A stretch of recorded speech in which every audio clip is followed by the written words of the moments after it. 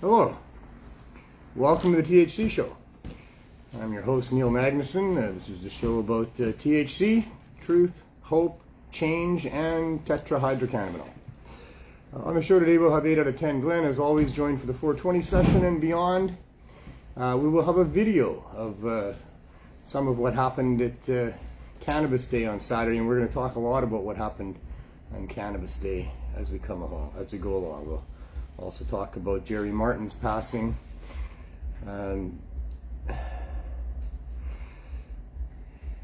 I was growing up, we debated a lot about life and rules and laws, governments and things like that.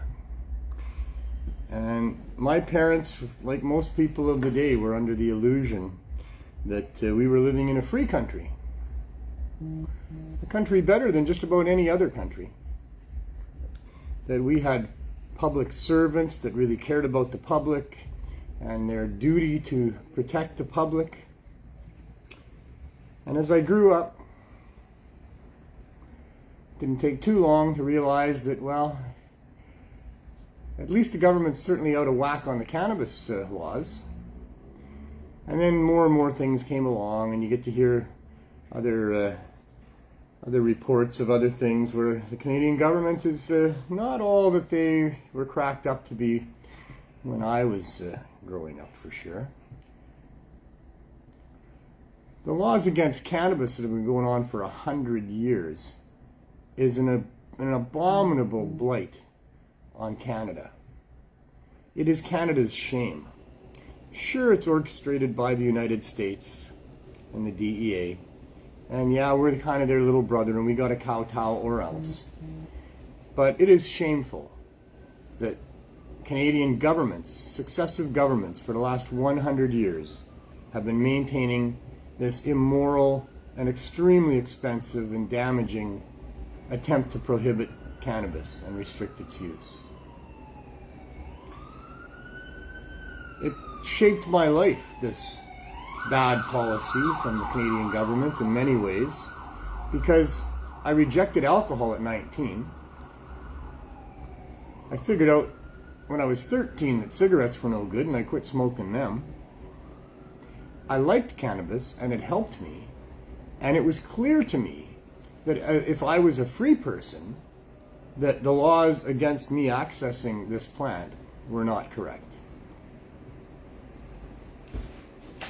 When I was in my early 40s, my son turned 16 years old and wanted to smoke a joint with his dad, and that led me down an even more cannabis-centric path.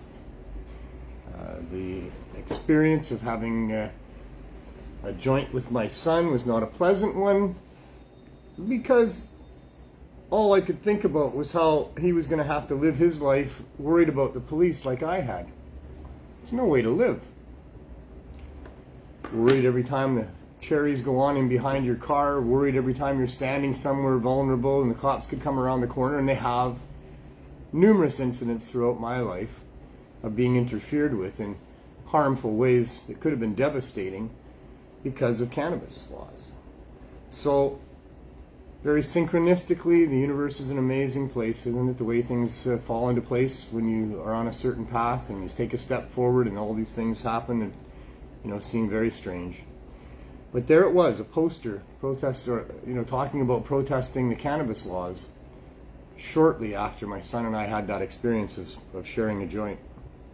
So we went. It was the April 20th 420 celebration in 1999 at the Art Gallery in Vancouver. We kept going to these protests. We went to the Global Marijuana March a couple of weeks later, Cannabis Day, July 1st. And subsequently, over the course of never missing any of those events, plus more protests that happened as well, 5 years later, was asked by David Malmo Levine if I would be his business partner. And we opened the Herb School at Main and Hastings. Originally, I was just going to help with the renovation. That's what David thought. For me, I didn't know what I was going to do or what it meant, but this guy had a backpack full of jars of exotic different weeds with names on them, and I was going to be his business partner in whatever that meant for as long as I could. And the renovation of that space that he had been offered for cheap rent right at Main and Hastings on that long weekend back in August, 19 years ago now, led me to quit my job. And I've been on the path ever since of trying to get a sane policy around cannabis and the other drugs, because it's all sort of in the same basket here. But cannabis is obviously primarily my focus. And it is horrible, in my opinion, that it's been 25 years now. Just had my 25th Cannabis Day, and we still don't have sane policy around cannabis and other drugs at all. We fought hard. We worked hard. We thought hard. We put together amazing platforms for us to be able to talk about what's wrong in these issues. 420 and Cannabis Day were the star days of the year for us.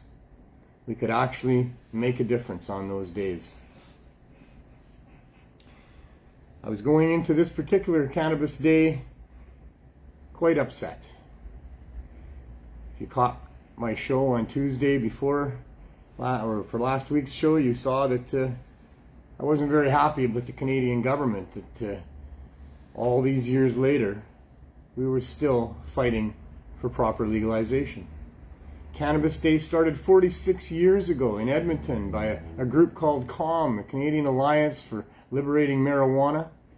A fellow named Buckin 77 at that time put together Cannabis Day on July 1st and complained about these bad policies that were interfering with Canadians' right to be free, in fact ruining many people's lives and costing us a bunch of tax dollars. And we've been protesting these things ever since. And that made me pretty mad. That 46 years later, I still have to get up on a stage and yell at the government and talk about how corrupt they are and beg for some freedom with respect to our accessing this plant. But it got way worse. For those of you who know, I don't know who out there in our audience is familiar with what happened here in Vancouver on Cannabis Day. The mainstream media hasn't covered it, and that is also an abomination for sure. The Vancouver City Parks Board, on behest of Vancouver City Hall, and we don't know who else might have been involved. Maybe the federal government was involved, maybe the province was involved, maybe the CSU was involved, they were certainly there. They decided it was okay to dip into the tax funds that they have and fence off the entire park. We're talking about one of the bigger parks in Vancouver. It is, well, I wouldn't call it huge in comparison because, I mean, Stanley Park is huge. But this is a really, really big park. And when I got a phone call on Friday morning that they were fencing off the park, I didn't believe it. I said, no, they're just fencing off the sensitive areas of the park like they did for 420. They couldn't fence off the whole park. It's too big. But they did that. They fenced off the whole park. They erected a steel fence with interlocking bolted-on connectors. And the estimated cost that I've got is somewhere between $40,000 and $50,000 to do that. And it was only done to keep us out of the park. That was the only reason it was done, was to keep Cannabis Day from happening. Political interference on the grandest of scales. And it's way worse than that. Because they had 60 police officers minimum that were allocated to our event that day. Couldn't have fireworks for Canada Day in Vancouver because they didn't have the funds. Because almost all their police resources had been allocated to keep the Cannabis Day event from happening. When I arrived there at 6 in the morning, I hung over by the side and I could see, I'd driven around the block once and I knew that there was a whole bunch of police that had amassed right in front of the train station. But I went and parked over by the hotel on the far north side and waited for other people to arrive, and a few did. And my plan was not to bother the police. We were just going to talk amongst ourselves about what it is we were going to do about this, and decide on what to do. And at some point, probably the police would come over and talk to me, at which point I would have quite the things to say about this to them. But one of our exuberant people, activists, preempted all of that by going over and starting a bit of a ruckus with the police. And well, I had to go over there at that point and see if we couldn't sort things out and settle things down. And I had a lot to say to the sergeants that were there. 2 sergeants came and took me I went for a walk, with them to get away from the screaming people. And I think I talked some sense into them. One of the themes I heard all day long at Cannabis Day was from police officers in private conversations. Well, they would say, "I can't say I disagree with you."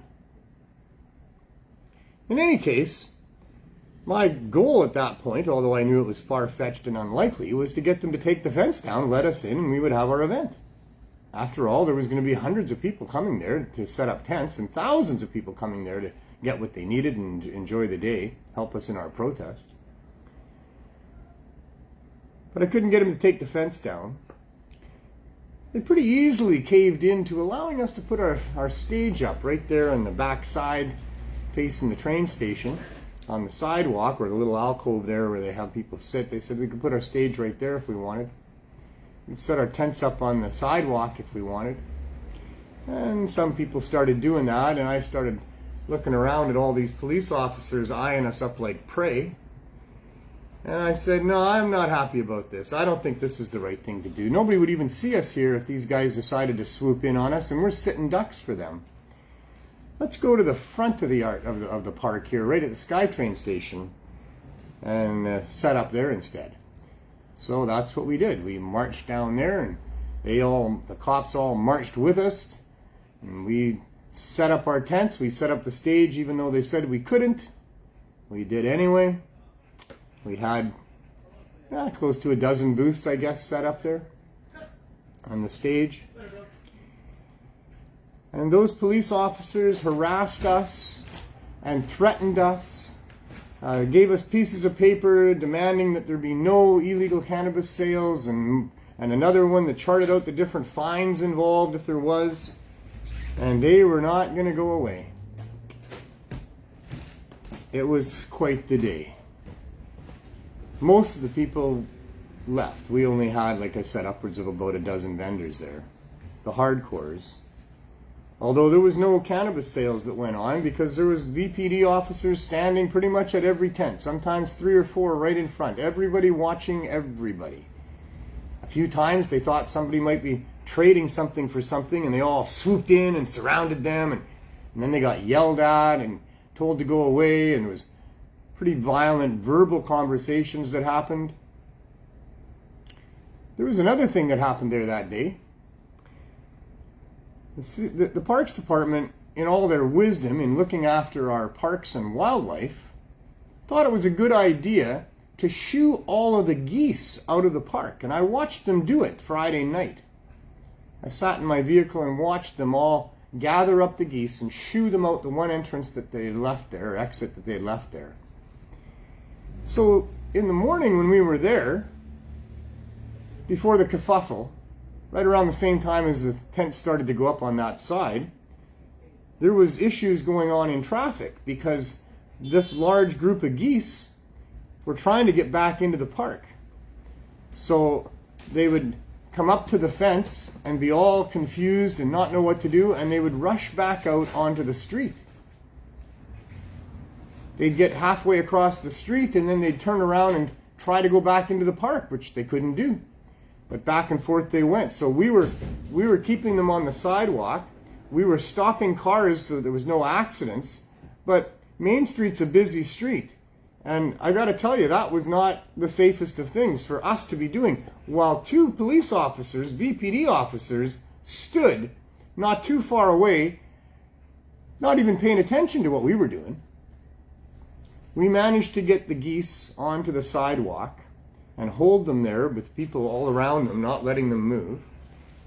We then had half a dozen people lift up the fence, a heavy steel fence all connected tightly with bolted sections. We lifted that enough to get 2 chairs underneath it to hold it in place, and then we herded the geese and finally got them to go underneath the fence. Once one went, they all started to go, and we got them all in there to great applause. But the fact that we had been out on the street like that, the VPD didn't like that. So, not wanting to comply with anything the VPD had to say, some people, including myself, went out there with signs. I stood in the Meridian with a sign shaming the mayor for what he was doing there that day. Several other people were out in the street as well, just waving their signs at the cars going by. Well, the VPD decided that they were going to get people off of the road. I said, I'm standing in the Meridian. I'm not hurt nothing. He basically kind of shoves me with his shoulder and says, you want to go to jail right now? A few people grabbed a great big sign and headed out onto the street. They decided they'd have an impromptu march, if that's what the VPD were going to do. And we nearly had a riot. Had these been alcohol-based people instead of cannabis-based people, there would have been a lot of kerfuffle more than there was. As it was, they knocked Landlord, a regular guest on this show, to the ground with his arm in a sling. He had to be taken away by ambulance, and he spent his evening in the hospital with a much more badly bruised arm than he had to begin with. They arrested one of the people that was out there trying to hold the sign and carry it down the road. They shoved Rosie, the main organizer of this event, several different times. Looked like assault to me from what I saw. The eruption that happened that you see in the videos was all on the VPD. They had no reason to be there, and none of that would have happened if they weren't there. It was a disgusting display of abuse of power. Shame on Mayor Sim for his criminal misuse of our public funds, for thwarting a peaceful protest that has 30 years of demonstrating that we are good citizens of this city, that we run safe events, we clean up our mess afterwards, we have no trouble. And yet this is the response we get from the new mayor, basically undoing 25 years or decades of activism in one weekend. Well, I don't think he gets to get away with that. We're not going to let him get away with that. We have valid reasons to sue the mayor and City Hall, and I believe we're going to be following through on that. Meanwhile, he doesn't get to win. He doesn't get to now stop cannabis sales that's been going on here for a long time in the pop-up markets and with Cannabis Day. I'm sure that this strategy will be repeated next year for whatever 420 we try to put on. It was so successful for him. But this will be the summer of discontent in Vancouver. I'm calling for vendors and activists to get together and plan rotating markets of anti-mayor protests. Providing access, because that's our big protest. By the way, that was a 419 alarm there, so if you haven't got it rolled or your pipe filled or whatever, and you got a little bit of time, I'll wait till the next few seconds. But we're not going to let this go. We've already posted a whole bunch of signs up on the convenient fence that's around the park there, educating all the drivers that go by. What this mayor has done is a direct attack on the disabled. It couldn't be more scummy. What a horrible thing to do. The thousands of people that come from miles around to go to an event like this are expecting that they can get what they need for their medical needs. Many people come because they think they can get what they need to get themselves off of the opioids. This is a direct attack on the disadvantaged and the disabled Canadians, and it will not be stood for. We will fight it. And it's 420. So as such, of course, well, it's Glenn Wells. Hey, how's it going? Well, I'm really upset now. Oh, I know it was there. Yeah, anyway. I was there, my friend. That was not what we had planned for the day. No, that's the first time I've ever seen anything like that. You were there for 2015. Yeah, well, it felt a lot like 2015. It did, yeah, you're saying that, right? It really did. So that was a pretty traumatic day, and then the day before we had lost Jerry, so it was like 2 in a row. It's like, holy crap, man. We're going to go right to Jerry, are we? No, it's just bringing up comparisons of 2 crappy days. That's all. I got good news and I got bad news, and we're gonna talk about it. Yeah, we'll talk about it later. But yeah, let's just get stoned. It's 420. Yeah, it's 420. I'm ready. I'm ready. I'm getting ready. I got my case. You got your case. Just in case. Just in case. Just in case I need a joint, I have one. All right. Anyway, so we'll actually come back to Cannabis Day. We'll show you a video. We'll play a video of Dana Larson speaking and what he did there. I thought it was very profound and brave and professional of him. Awesome. And, way to go, Dana. I thought all in all, we survived a major attack on us. We did not fold up and go away. We did not cower in the face of that incredible, brutal force that they had sent there. Instead, we used every advantage to school them as best we could, and I've never had a better opportunity of talking to cops, I'll tell you, all day. My main audience was in front of the stage. We erected the stage right there at Skytrain. My main audience was cops. Yep. There was usually about 25 to 30 of them right there in that area around where we had the stage. Many more around the other parts of the park. There was a bicycle squad just waiting. I'm sure they had probably wagons full of cops, playing poker in the back of these big vehicles, just waiting for the call that they had finally provoked these protesters into rioting, and now they could move in and arrest us all. But we don't know how many were there in total because it was hard to count them all. But certainly in one space at one time, I counted 25 and 30 officers, just within my sight right there, with more around. In any case, we'll come back to that and we'll show you. Yeah. But we pushed them back. They stood in a line in front of us, and once we started hooking together, they moved back, and then they moved back, and they moved back. And I think that many of us moved them back with our words. Yeah, it wasn't violence. No, we weren't. I had many one-on-one, one-on-two, one-on-4 entire group conversations with these cops during the day. I was watching as other activists were doing similar things, and they were being schooled all day long. I doubt many of them would have slept very well, and I wouldn't be a bit surprised if a good number of them decide to quit the force. Even Cassie was up front, and when Cassie was awesome. Yeah, she was right there. It's showing that disabled people need cannabis too, right? You always let it go out. I know. So what were your days afterwards? Well, so that was one area of bad news. I'll tell you, I woke up Sunday morning. I thought I'd been through a horrible nightmare. That's what it felt like to me. And then I, came to my senses and realized, wow, this is actually real, and we're going to have to deal with this. And there was more of a nightmare going on already, because we lost a very good man, at least a guy that was a very good man, Tuesday night to a drug overdose. And I know that you know that I'm talking about Jerry Martin. Jerry Martin, for most of the last decade, has been the king of compassion. But Jerry was destroyed by the government. They may as well have murdered him. They hurt him so bad and so often over the course of the time, the last several years that he's been involved since the raid. I watched him deteriorate mental health wise over the course of that time, and we explored it, he and I, on the show here several times. He was a regular guest on my show for a couple of years, and it was really, really, really hard for him. It would have been really hard for anybody, but here was a guy who had pulled himself up from the gutter, having been involved in gang life and things to do with hard drug use down on the downtown east side here.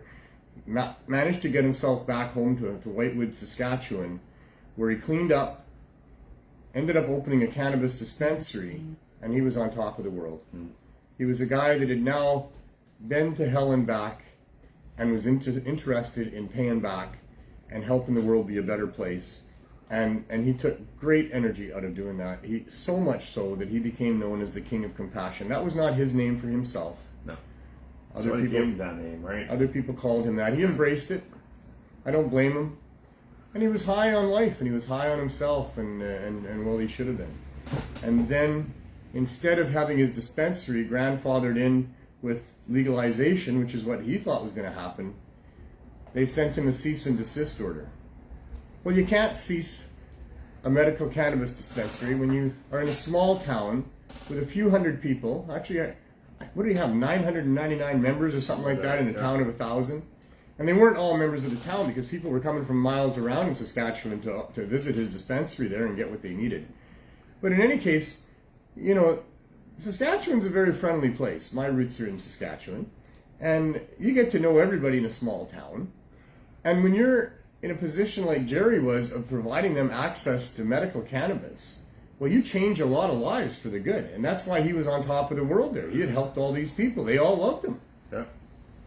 And now the government is going to tell him to cease and desist what he's doing. In other words, say no to Mrs. Jones with her bad back, and to, you know, Mr. Smith with his arthritis, and these other people with cancer that he's been helping. And there's also helping the charities. On and on it goes. You can't say no to those people. In all good conscience, you can't say no to those people. And why would you say no to those people? Because the government told you to stop? Well, you knew it was illegal before you started. So what are they going to do? Whatever they were going to do before. So no, he's not going to stop. There's no incentive to do that. And yeah, so they pulled up and put him in handcuffs and closed up his store and seized all of his stuff, and then started seizing his house and his cars and all the rest of it. And from there was the beginning of the demise of a good man. I count Jerry as a friend. For the last year and a half, we've certainly not been good friends. Jerry fell off the wagon. I mean, they say that it's because of this girl that he hooked up with. It was very bad for him. Volatile person, ended up in a volatile relationship, and getting him to do these things that he otherwise wouldn't have done. And my contention is that girl's not to blame, the government's to blame. Jerry never would have been in that fucked up headspace if it hadn't been for what the government did to him. He never would have hooked up with that girl. He probably wouldn't have been living here in Vancouver in the first place. And he certainly would never have made the choices that he made, revolving going back to using drugs that he had kicked many, many years ago. Who Jerry was for the last year and a half since that happened is not the same person as he was before that.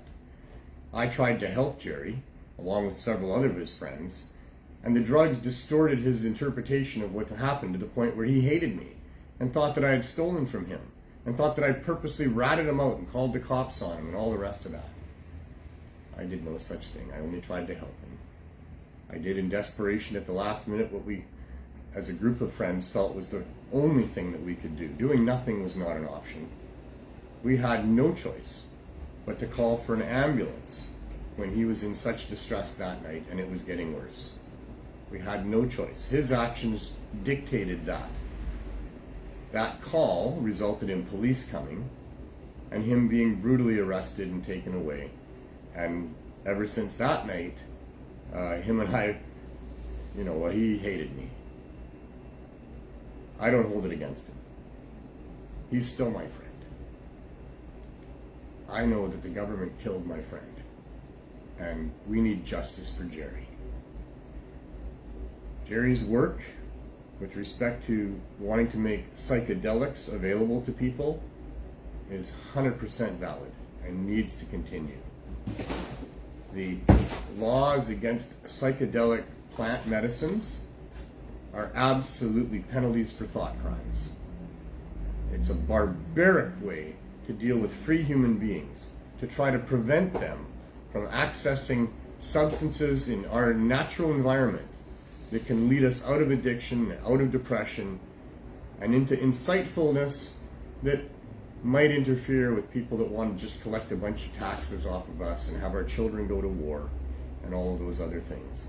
These laws against nature's psychedelic medicines are barbaric and absolute thought crimes being enforced. And Jerry did some fine work in trying to address that. That needs to continue. In the last little while, he's become quite concerned about the need for a safe supply of the other hard drugs. He lost his brother to a fentanyl overdose. He was already still now again using these hard substances. He thought, and probably rightfully so, that if he could get it into court, that there could be some headway made in coming up with more rational and sane policies around what we do with these substances that aren't psychedelic. They're opioid based for the most part. They're brain numbers and painkillers. And lots of people need their brains to be numbed and their pain to be killed. They deserve to have a supply that is regulated, that doesn't force them into the underground marketplace. There are ways to do that, to make it enough available and accessible that it's not more attractive to go to the underground marketplace. It would be way better for our society if we could have access and contact with the people that are struggling with addiction to these things, and at the point of sale also be able to dispense information, valuable information about what to do, how to do it, options that are available. And obviously, cannabis, especially in the form of the high-dose edibles, needs to be an option that's available to people. But there needs to be some sort of a reasonable policy that involves a safe supply of these other substances that some adults decide that they need to do for themselves. If they've been given the right information about those substances and they still decide they want them, they should be able to get them. Plain and simple. Certainly, prohibition doesn't work. And Jerry was on that. Although I think that his methods of getting there was misguided, and I'm not sure that he's the right one to be doing this because of the story that he was in, his own story. Still facing sentencing for the dispensary stuff and whatever. Jerry and I weren't talking for the last year and a half. And he went ahead and started his drugstore with the full intent of getting arrested to take it into court, but also to be able to have a supply for those people that need it that wasn't tainted like the street drug supply is. That was his plan. His intentions were good. In any case, I mourned the loss of my friend, but I mourned the loss of my friend about a year and a half ago. I mourned the loss of my friend to these hard drugs. And now I have to mourn the loss of him forever. But he's not going to come back again from that. We can't help him out of that now. It took his life. But it never would have happened without a corrupt and evil government deciding that free people can be treated as if they're criminals for having access and things to do with nature's greatest herb. This is an abomination of what freedom is supposed to be all about. I hope we're all very, very angry about that. Rest in peace, Jerry. My condolences to all who knew him and cared about him, his family, his mother. He's with his brother now, I guess. Rest in peace. And he's in peace. Rest in peace to all the people who have died because of fentanyl overdose. And so here we are, mourning the death of another one taken by the poison drug supply. Mm-hmm. From the offices of the Cannabis Substitution Program,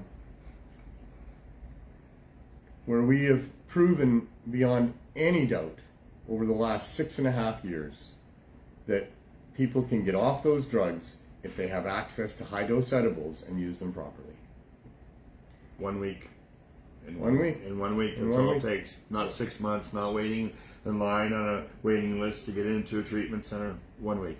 A treatment center that may or may not even be there to try to help you get off anyway. Yeah. Cannabis high-dose edibles works to get people off high-dose or really hard drugs. Let's say and that's it just works all for there is to most it. people, right? For most people. Most people. We can't For say most for people. everybody because it does Well, not and work our for experience is that it doesn't work for everybody because Yeah. some people take too much to begin with. Yeah.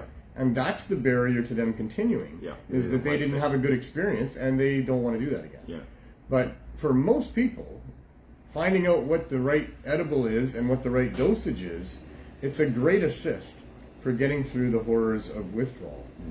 And yet we can't get the government to embrace that in any way, shape, or form. They're still actively trying to oppress what we're doing here. And by shutting down Cannabis Day, that's the big indication of just what they're willing to go, the lengths they're willing to go to prevent people from getting access to those high-dose cannabis edibles. Anyway, there's my little mini rant. Michelle has a comment about what happened on Saturday. You want to read it? Sure. It says, this had nothing... I thought I was going to read it. Oh, you... Oh, okay. You said you want to read it? You're right, you're right. Okay. This had nothing to do with the mayor. Yeah. It was the CSU. Besides the bitch you were talking to, there were several undercover CSU officers there. I seen them in the video. The game has changed. People, the ones that are complaining about what you are doing, are the same ones that used to attend the markets. 90% of those involved in legalization went to the other side. That is why you don't have the numbers. The rules have changed along with the laws. The courts will not view things the same. Their game has changed, and so should yours. I don't disagree with most of that, except that we don't know for sure where the edict to fence off the park came from and where the money to do that came from. Dana Larson will be putting in a Freedom of Information request, and we're going to see if we can't find out how that decision was made at the city council level, and whether or not there was funding, assistance, guidance, or direction from either the provincial government, the CSU, or the federal government. So now, I was born in Ontario, and I know that the Metropolitan Police report to the provincial police, and the provincial police report to the RCMP or to the federal police in Ontario. So this is what I'm assuming happened here, is that, yes, those provincial people overpowered the city and told them what they wanted to be done. Well, because they're only municipal cops, right? I hope we get to find all that out in the short term here. Yeah. We're going to target the mayor. He is our big target right now, and we'll see what the response is to that. Maybe the mayor is going to come out and say, "Look, it wasn't me," or maybe our Freedom of Information will determine that, hey, he was just doing what he had to do, which is not true, because a mayor of a city can thwart even federal law and federal edicts. So he didn't have to do that. He could have stopped that if it was going on. We were told it was the Parks Board, but even if that's the case, the Parks Board deciding to fence off a fence to keep a cannabis event out is still not allowed. That's against our rights and our charter rights, Section 2B. And even if that was the case, the Parks Board is not in charge of the police. The police decided to have about 50 or 60 officers there all day long. And that's the mayor is the chairman of the police board.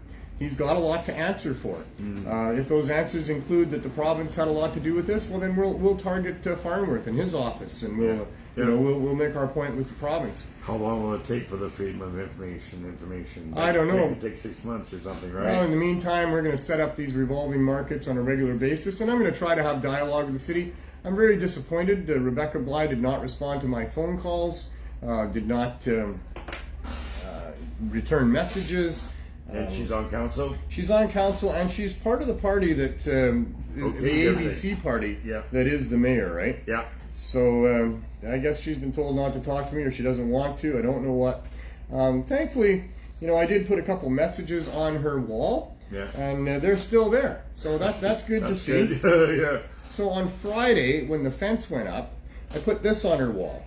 So the mayor has decided to shut down the Cannabis Day protest at taxpayers' expense. That's a horrible thing to do. A very dark day in Vancouver history.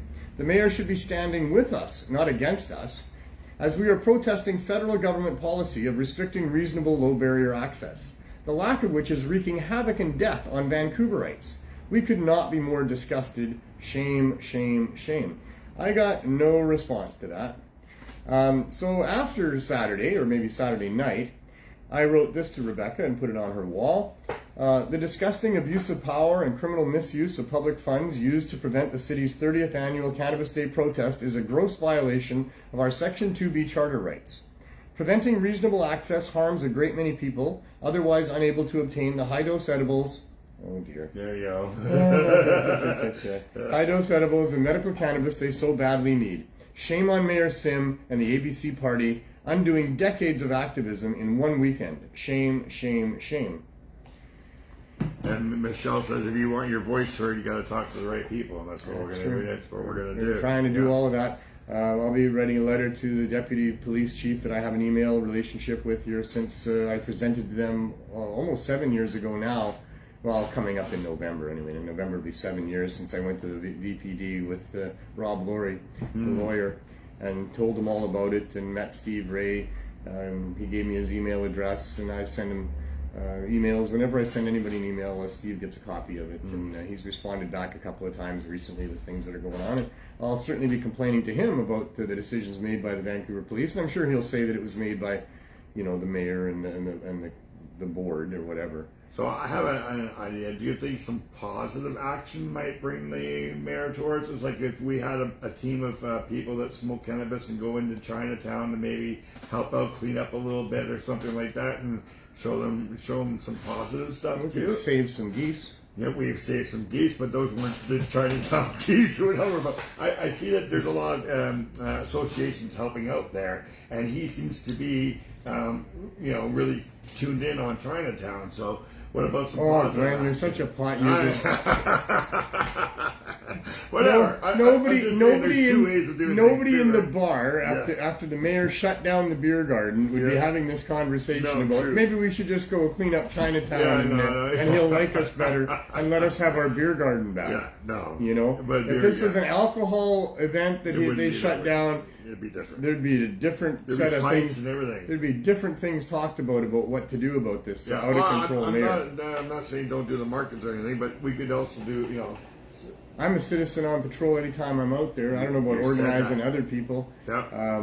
We all just try to do good in our communities. But, that's the thing. And those cops that had to witness that all day long, I mean, what they saw when they weren't interfering and causing us to yell at them was a bunch of good people having a good time, basically helping each other and a nice community.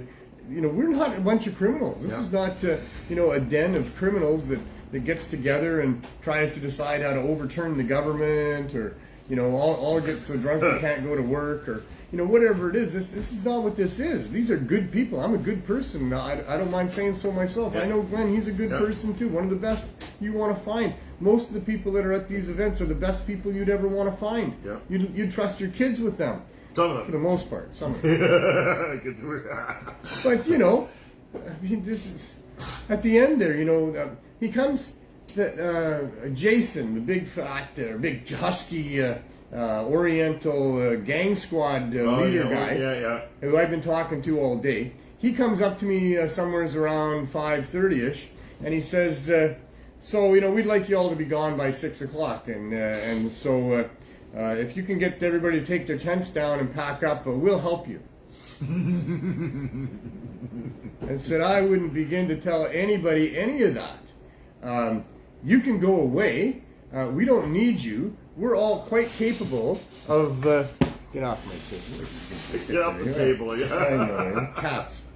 So we're all quite capable of packing up our own stuff. We don't need you here. And by the way, why are all these people still here that we're paying for? There was still like 15 or 16 cops, more probably, hanging around right there, all just watching the 15 or so people that were still left there with their booths. I said, what do you think's going to happen here? Why do you need all these armed and well-paid police officers to be standing here making at least double time? Like, what do you think we're going to do? We're going to tear down the fence now and go in there and try to have our event? Do you think somebody's going to whip out a bag of weed and sell it to somebody and you got to jump on them and make sure that doesn't happen? Who are you people think you're protecting with our money here? I mean, it was just so maddening for sure. It was very maddening. Oh, that's what you think you're doing on the table, eh? Well, how about if I give you some of these over here then? Okay? That's what Kato's a cake. That's what it's all about. So in case you guys haven't really noticed yet, and I'm hoping you're all more alert than that, we got this sign in behind us here that gives people information about how to join us next Sunday. This past Sunday, Glenn and I did a 2-hour interview on the Maverick Show. Yeah, with Rick Walker, Maverick News. Maverick News, and he was very impressed with what we had to say there. But more than that, there was a lot of people in the chat that had a lot of questions. Yeah. And certainly we weren't able to get to any of that because I ramble on all the time and don't let people get words in edgewise, and so we didn't really get to much of what was going on in the chat, and there was a lot there by the end of the show. And so he said, let's get you guys back, and maybe we can get the people that have the questions in the chat to ask you guys some questions on air. So we decided we'd do it again next week on Sunday, and probably on at about 4:20. No, 4:30. 4:30. It was an hour and a half, so it'll be from 4:30 till 6 o'clock Pacific time, which is 7:30 till 9 o'clock Eastern time, and that's where Rick does his show. He's from Ontario, so he's in the Eastern time zone. His show runs from 6 till 9. We talked a lot about what happened on Cannabis Day. We talked about the CSP and what's going on with that. We talked about Jerry Martin, and we talked quite a bit about even the roots of prohibition. Yeah. And he even had ChatGPT. Remember we told him about that? I should have got him like you said it, and we should have got him to do that. It was to expand on that one on economics. The third one, yes, because that was the one where ChatGPT wasn't about to commit itself. And Rick, you can find save him its own on life. YouTube and Rumble and Spotify and stuff like that. So check us out this Sunday, 4:30 Pacific time. We'll be there, and you can give us a call. The phone number's in the title. The phone number's right there. This is the number that you can start calling at 4:30. Right, and they tune into the Maverick Show. Yeah, that's Rick online. Walker. And then you can Google that and find that. Is it just YouTube? Yeah, Google it. It's on YouTube. Yep. Yeah, it's on Rumble and Spotify, and there's one more other platform that he's on too.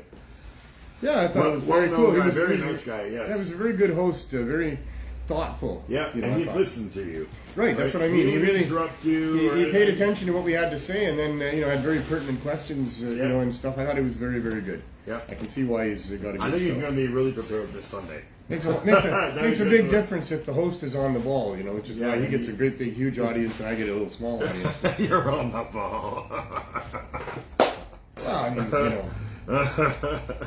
I'm just some old guy that had to quit his job because the world is upside down, and I'm just trying to do it. Rick to me looks like a guy that was born to be a talk show host. He's got the demeanor, he's got the look, he's got the intelligence, and I'm stumbling along here. 4 years almost coming up, so we're coming up to our 4-year anniversary for one thing, and our 200th show. We're 4 shows and away. they just might coincide with each other. Whoa, really? Yeah, almost. Look on your calendar. Well, I know that it was mid to late August that I think it was mid-August that we did our first practice show. Oh, practice show. Was that So live? with Jeremiah and Neil. No, I don't think we went live with that. Okay, so then I was just And then the next time we went live, and rehearsal. that would have been like either, I think it was the end of August. Well, So we're not quite there. Maybe it would be, so that's I'm your producer. 202. I can look back on the Cannabis Culture videos We can and find get out our- what day was But show you're going to one. hand it over to the team of statisticians? Yeah, I will. That's me. They're already Me, busy. myself, and I, the three of us. They're already pretty busy. I don't know if we should be giving them more work. All the statistics they come up with. Like recently, what did we learn? We learned that Canopy Growth has got record losses going on. They just can't figure out how to sell weed, apparently, or maybe it's that the government doesn't allow them the right mechanisms to do it properly. But They're losing a lot of money. A lot of money. Yeah. Like, I don't even know how to calculate it. I guess the bottom line is that in last year's total thing, they were down 14%. Yeah. 14% from what they did the year before, and a loss of $648 million. How on earth do you lose money growing weed and selling weed? Don't like, sell it good makes weed. no sense. It's not good. What People type don't want shit weed. What type of business people are these? They're not. They should establish a market before they grow the plants, maybe. They should do some of that type of stuff, but oh my goodness. You see, all it is putting a seed in the ground. That's all it is. That's all it is. Or in a piece of wet paper towel. Like, It won't grow very big buds. No, but you can start it there, right? That's where you start. Yeah, that's where you can But start.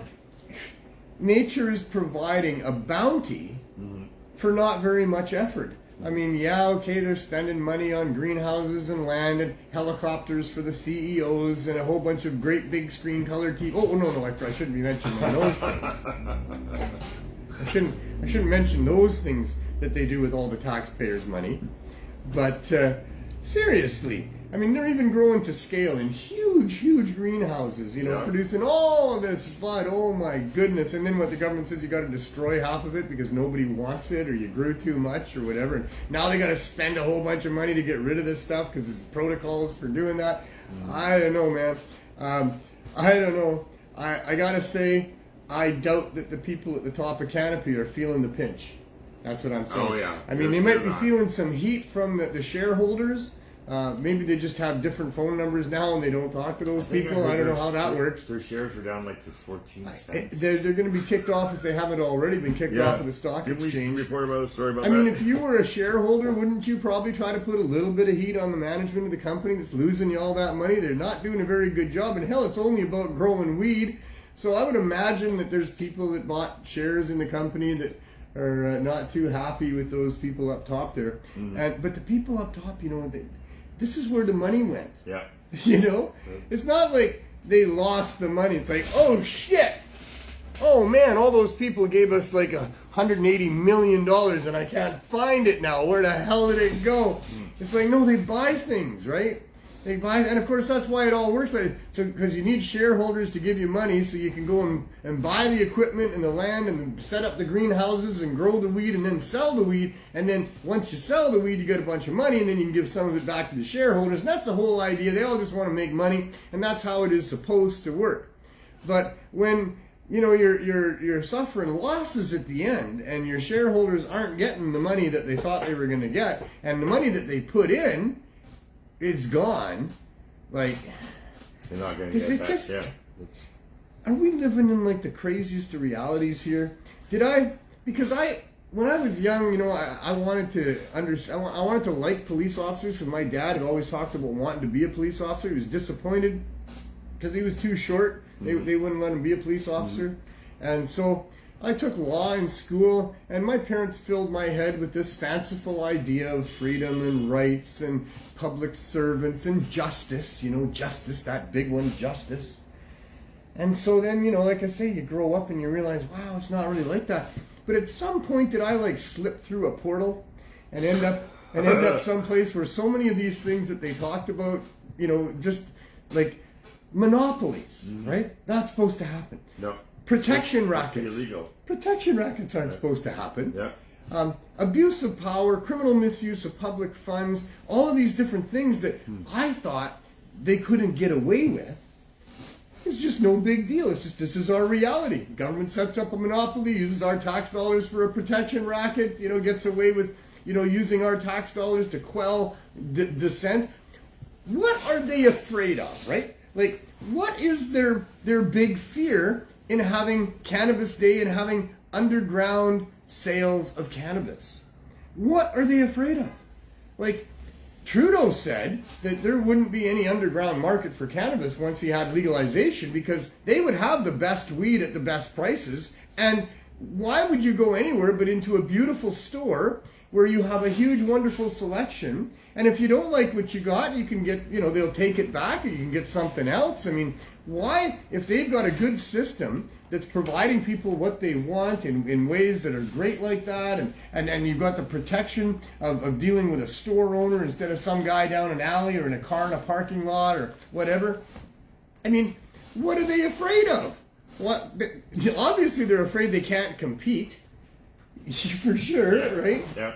And why do they think they have the right to block people, thousands of them, millions really, from just going and getting what nature is providing that they think will help them in their life? Yeah. Whatever gave any government, tyrant or servant, the right to do that? Yeah, there should be no right to do that. There should be no right to do that. But then that's what I'm saying. This is just the most upside down, backwards, inside out world based on what I was told it should be growing up.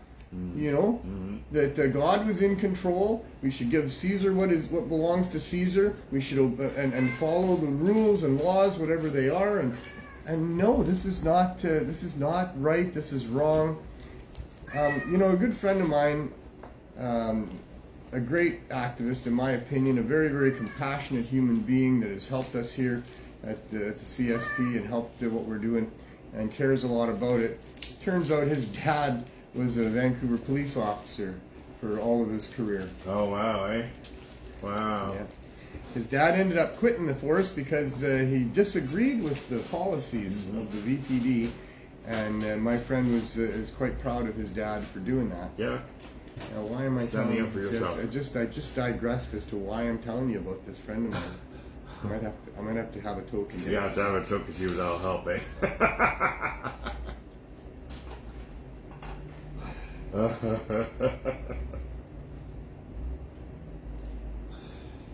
Did it help? Well, I mean, obviously, it's about the fact that this person's father was a police officer. Yeah, and then quit. You know, and quit because of policy. But police officers are supposed to be peace officers. They're supposed to bring calm to a non-calm or a chaotic situation. They're supposed to, well, you know, you'd think they're supposed to be preventing crime, and when they're out there in the world, they're policemen on patrol. I said I'm a citizen on patrol. You know, if I see somebody hurting somebody or doing something that's going to harm somebody, like a damaging or whatever, I see somebody breaking into a car, I'm going to do what I can to stop that from happening, maybe even apprehend that person, depending. You know, I'll do the right thing anyway, as best I can. And police officers, they're the same. Yeah. If they're out in their patrol car and they see somebody robbing a little old lady of her purse or something, then they're going to jump out and they're going to grab that guy, or, you know. But they don't really prevent much crime. Most of the crime. Whoa! Oh, no. Did it break? No, I'm sure it didn't. Didn't break. Yeah. It just ran away. It ran away. You dropped it. Well, how can it disappear like that? You know? Well, it can't. It is. It's just somewhere where you can't see it. It's right there. There it is. I'm used to money running away. I'm not used to my joint trying to get the hell out of it. Okay, so there's a point here I'm trying to make. Yeah, about the cop Yeah. and the policies. Yeah.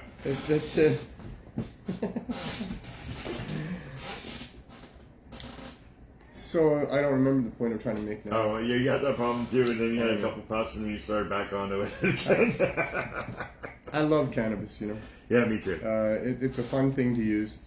And right now, probably we've imbibed. I've almost smoked the whole joint now. You almost did, yeah. You know, What are you smoking? to my head because I'm not sharing it with you now. Oh yeah, I know. Well, I'm smoking my usual conglomeration. I got stuff from the candy bar. Yeah. You know. The candy bar, I like their The stuff. candy bar gave me some weed to smoke sometimes. I got some stuff from Michelle, although Yeah. it doesn't really help to promote her any. Yeah. But you bring me stuff sometimes. I mean, maybe the Heisenherb stuff every once in a while, and there was some other guys They of were some there sort. on Saturday too. That was very nice of them. So, you know, I like to gather up the good cannabis and put it together, and then roll a joint like that. And then, you know, typically I just have a couple of puffs and I'm good to go. Yeah. But every once in a while, you and I, like once a week, we sort of sit down. And other than that, I have people come to visit me, and sometimes you know they want to make me smoke more than I would normally smoke anyway. And during those sessions, sometimes there's some funny stuff that happens.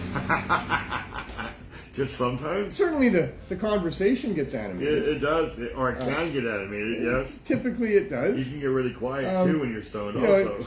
and every once in a while, yeah, you would digress. When you otherwise probably wouldn't. You'd be, you know, because cannabis can be a focusing tool if used properly. But when you get over that threshold of where your dose of performance, you know, would be elevated, it goes down the other way, and so your performance is a little less elevated. If I inhale the right amount of the magical vapors here, and then get involved in reading, you know, something that I need to read, a book or something, man, I can get right into it. And it's easy to get into it. Right? Easy to get into it. It's great. If I overpuff, then all of a sudden I'm going back and reading the same paragraph for the fifth time. God darn it! Why is it every time I get past that first sentence, my mind goes off and thinks about this other stuff? Okay, so while you're reading and you got cannabis in you and you're on the page and into it, can you remember what you read the day before without smoking cannabis, or as soon as cannabis comes in again, you remember? Well, of course, if you don't remember, you don't remember. Yeah. Well, so how do I know for sure? Because the book is open and you know you did. But I don't go back and review. Just asking, I don't go back and review. You could be right. you could be right that maybe some of the stuff I read I never remember again, and I don't know that I don't remember, because if you don't remember, you don't remember, you don't remember, right? Yeah, because sometimes it's behavior. Like if you have amnesia, sometimes they use certain behaviors and musics to bring you back, right? So I'm asking you, credits to the same thing. Do you find yourself, if you've read something while you've been medicated?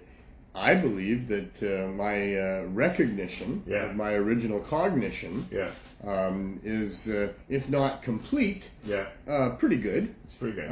I think that because I've taken memory course, memory course. Oh, you right? did? Yes, So, you told us about that, didn't you? And more than that, I've been a student of the memory muscle for a while, and it's important to be able to remember, especially when you start getting senile like me. I'm way more senile I'm way more senile than you think. But but I've been working on my memory for all this time. That doesn't seem like it, you know.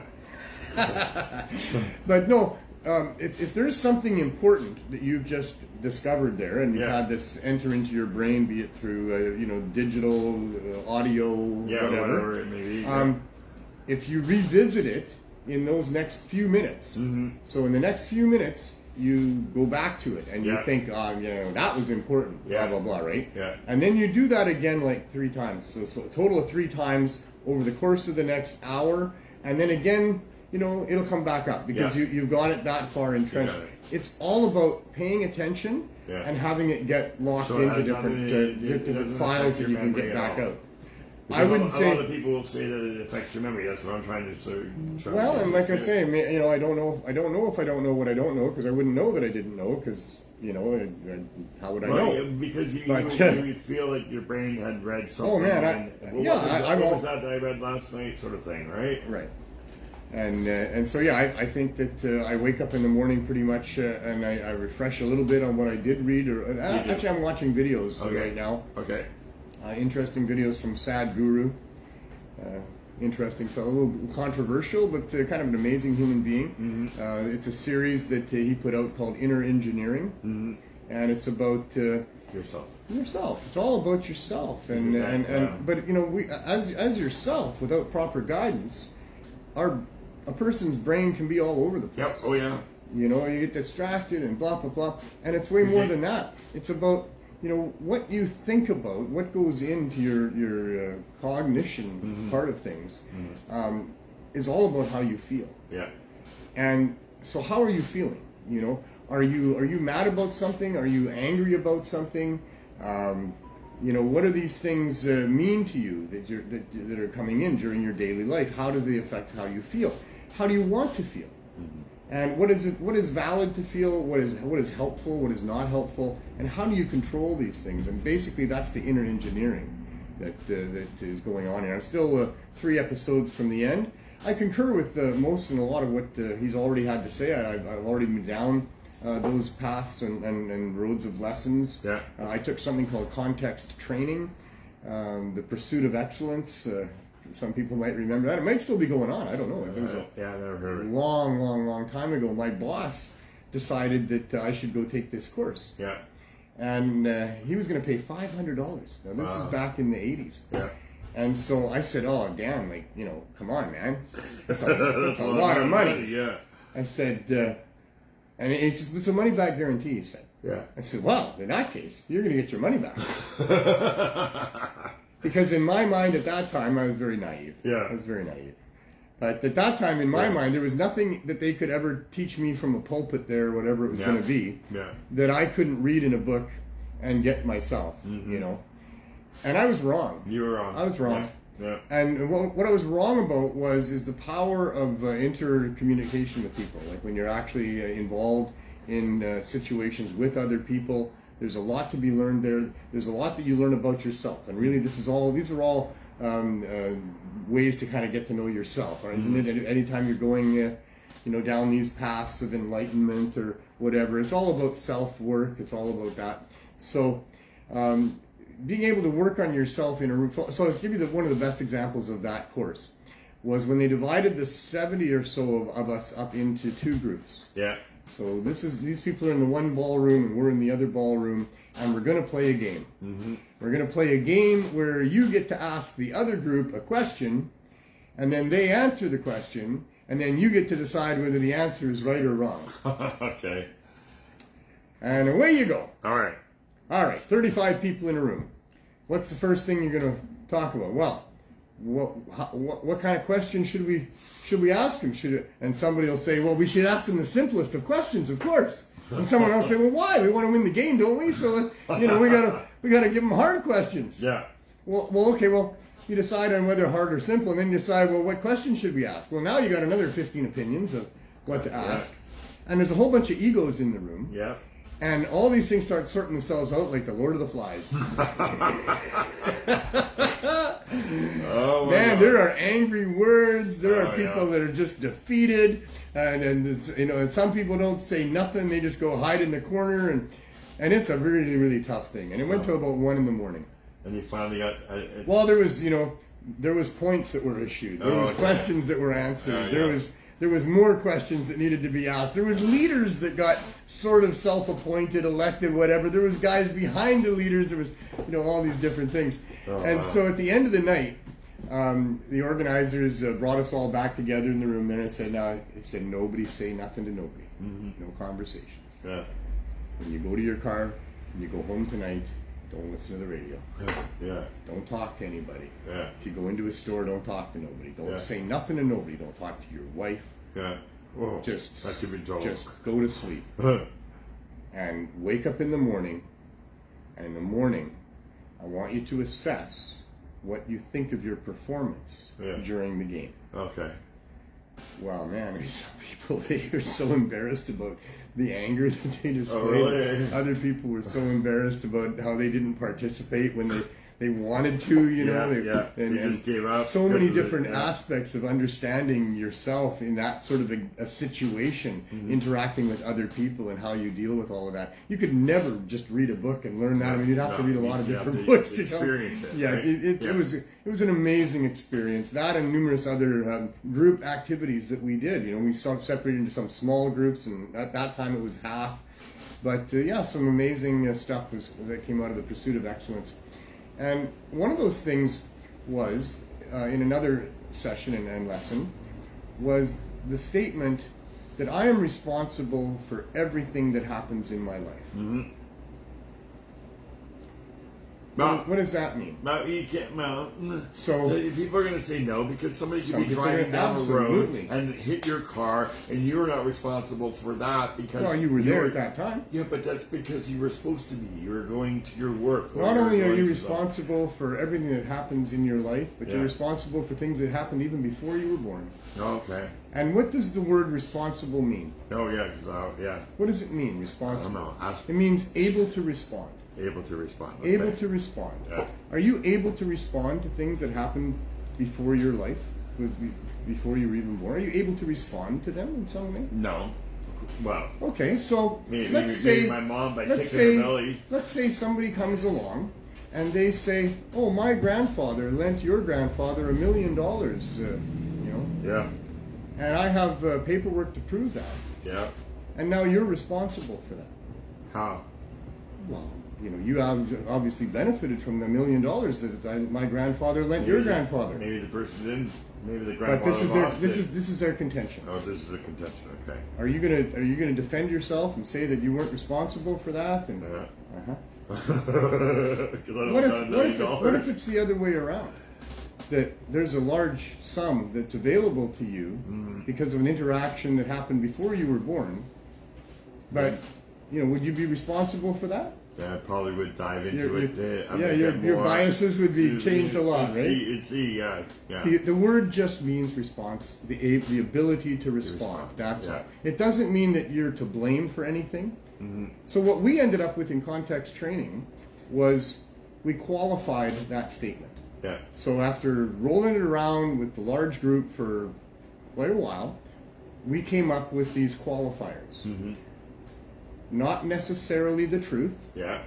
To be used on me, by me only. You never impose it on somebody else and say you're responsible for what's going on. That won't get you very many brownie points with whoever you're talking to. Yeah. But as a tool to use with yourself, it puts you in a position where you can respond. Yeah. If you decide that somebody else is to blame for something, then you're not responding. you're not able to respond. Yeah. You've blocked your ability to respond. Yeah. And so many people, they live lives that are not full and not good because they're blaming other people for what's happened to them and the situation that they're in. And they can't move past that. It's the position that they took, and they're not going to let it go. Yeah. Their ego is involved, whatever it is. They are not responsible for what happened, and so they're not able to respond to what happened. Other people who understand through whatever mechanisms. There's a lot of different ways you come to understand these things about what you take responsibility for, how you think about the things that are happening, which result in how you feel about the things that are happening. And really, if you had your choice, you'd probably live in a state of joy most of the time. Yeah. And if you're not living in that state of joy, it's because you're allowing feelings to happen because of the way that you're looking at things. And much of that is about not taking responsibility for those things that have happened. You're angry. You're mad about it. To be angry about something is valid. Yeah. But not to live in a state of emotion, anger, right? and not to hand that control of that anger over to somebody else or something else. Yeah. Something else. So yeah, interesting stuff that I'm now involved with to try to be able to calm the mind. Calm the mind. Calm the mind. Well, I've got a court case coming up in October. Well, we have a video you said we should show, and it's 5:13, and so like, hey, Yeah. we ran it for half an hour. It's We 5:45, and you could talk about it a little We'll bit. do that. Right? You want me to go do my producing thing here? We'll cue all that up. Yep. All right. Yeah. All right. So yeah, and then there's a very, very important court See case you next week. coming up for me, and I think it's very important for a lot more than me, and I know that many people agree with that as well. This mission that I've been on for the last 25 years, since I realized the importance of trying to do something about these outrageously harmful laws against us and as free people here, has led me, on quite the battle for the last 25 years. We fought hard, and we convinced the public of the right and the wrong of these things, to the point where Trudeau stood up and told people that he was going to provide them with just legalization. And when the medical community got concerned, he said, "Oh, don't worry, all your needs will be met through the legalization." And he sold us that bill of goods. He lied to us. He lied straight to my face. Certainly, I agree with Freddie Pritchard, who's probably screaming right now through his TV. But Freddie was right. It was all right there to be seen and to be heard. Not to be heard. They didn't say it the way they had it written on their website. But when you went to the website and you looked at what it said there, it talked about strict controls to protect the children and all the rest of that turned out to be the way that they did it. When Freddie was talking about that at the time, I sloughed it off.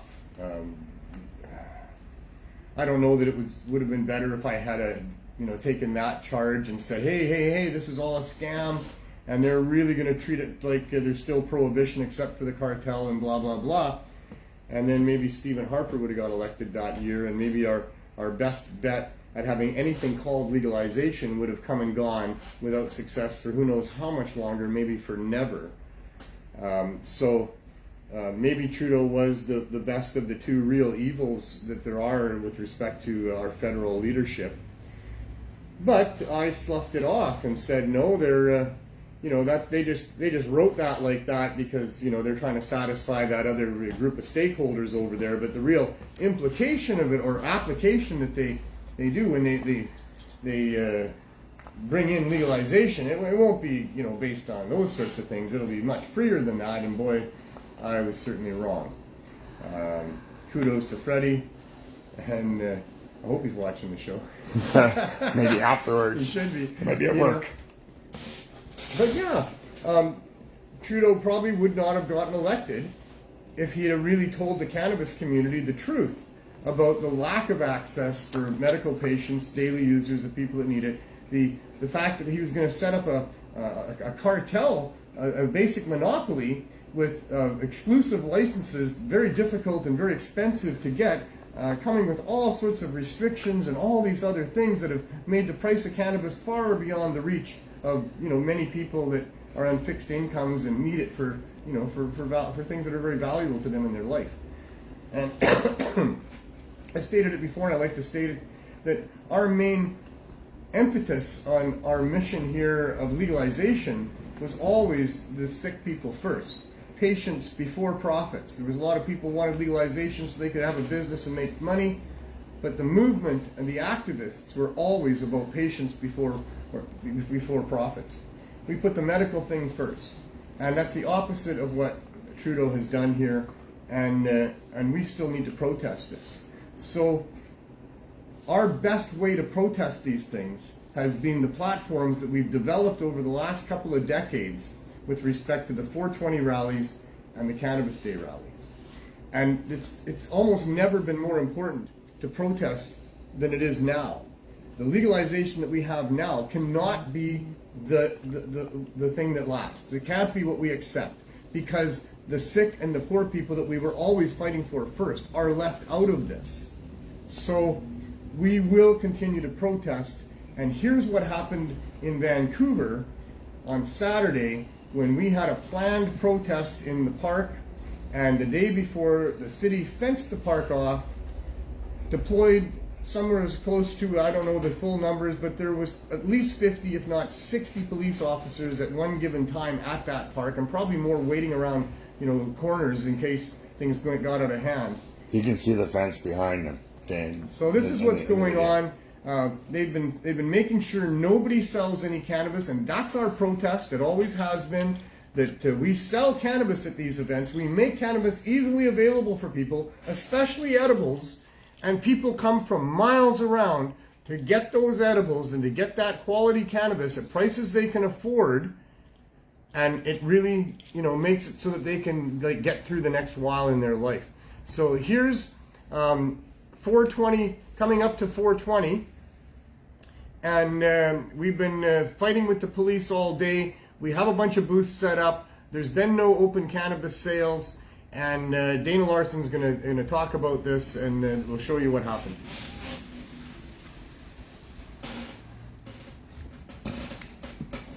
Okay, just gotta adjust this.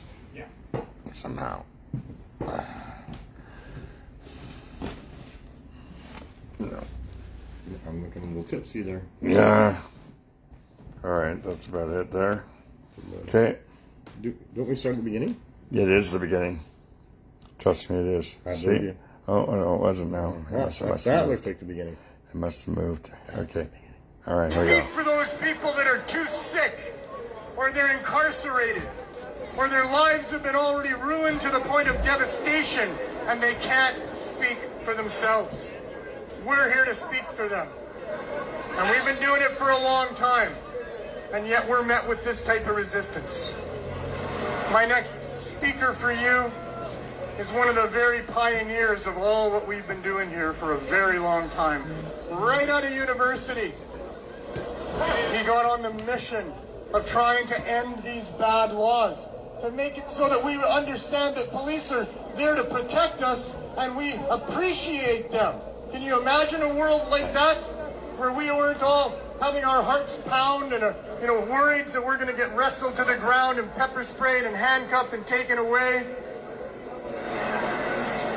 Dana Larson was the editor of Cannabis Culture magazine before it was Cannabis Culture magazine. A long time ago, right out of university.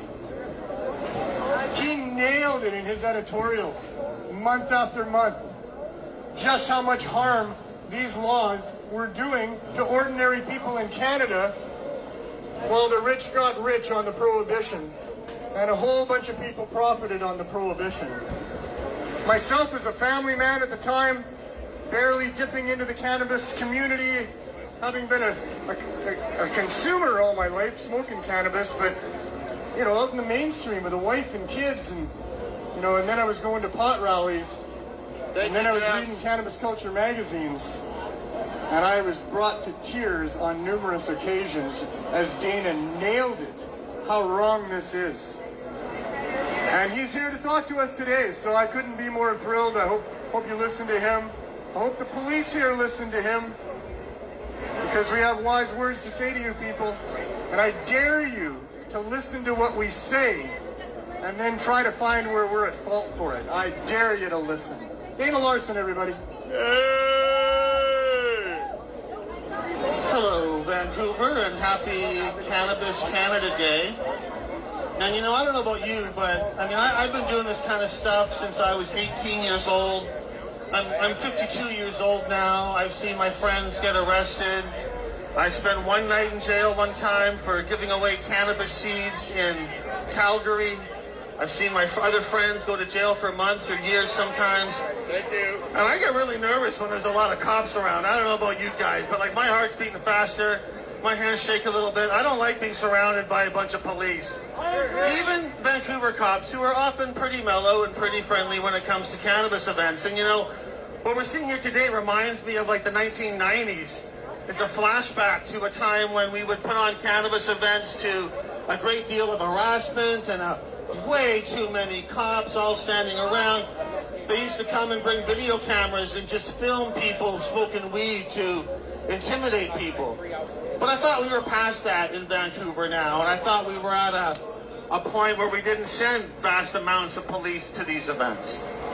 And so I'm understanding that we wanted to sell and share cannabis here today in an open way, which has always been a part of our celebration and part of our community, is to make cannabis available. And you know, at those large 420 events, and here as well, we're seeing cannabis being provided to people in a very free and open way, in a way that really should be what legalization is all about, this kind of farmer's market, this direct from grower to consumer, instead of all the channels and ways and everybody trying to get their money out of the cannabis that's being sold through the legal system. And you know, I celebrate the legal system. A lot of good things have come out of that. It's a first step, but it's by no means the final step.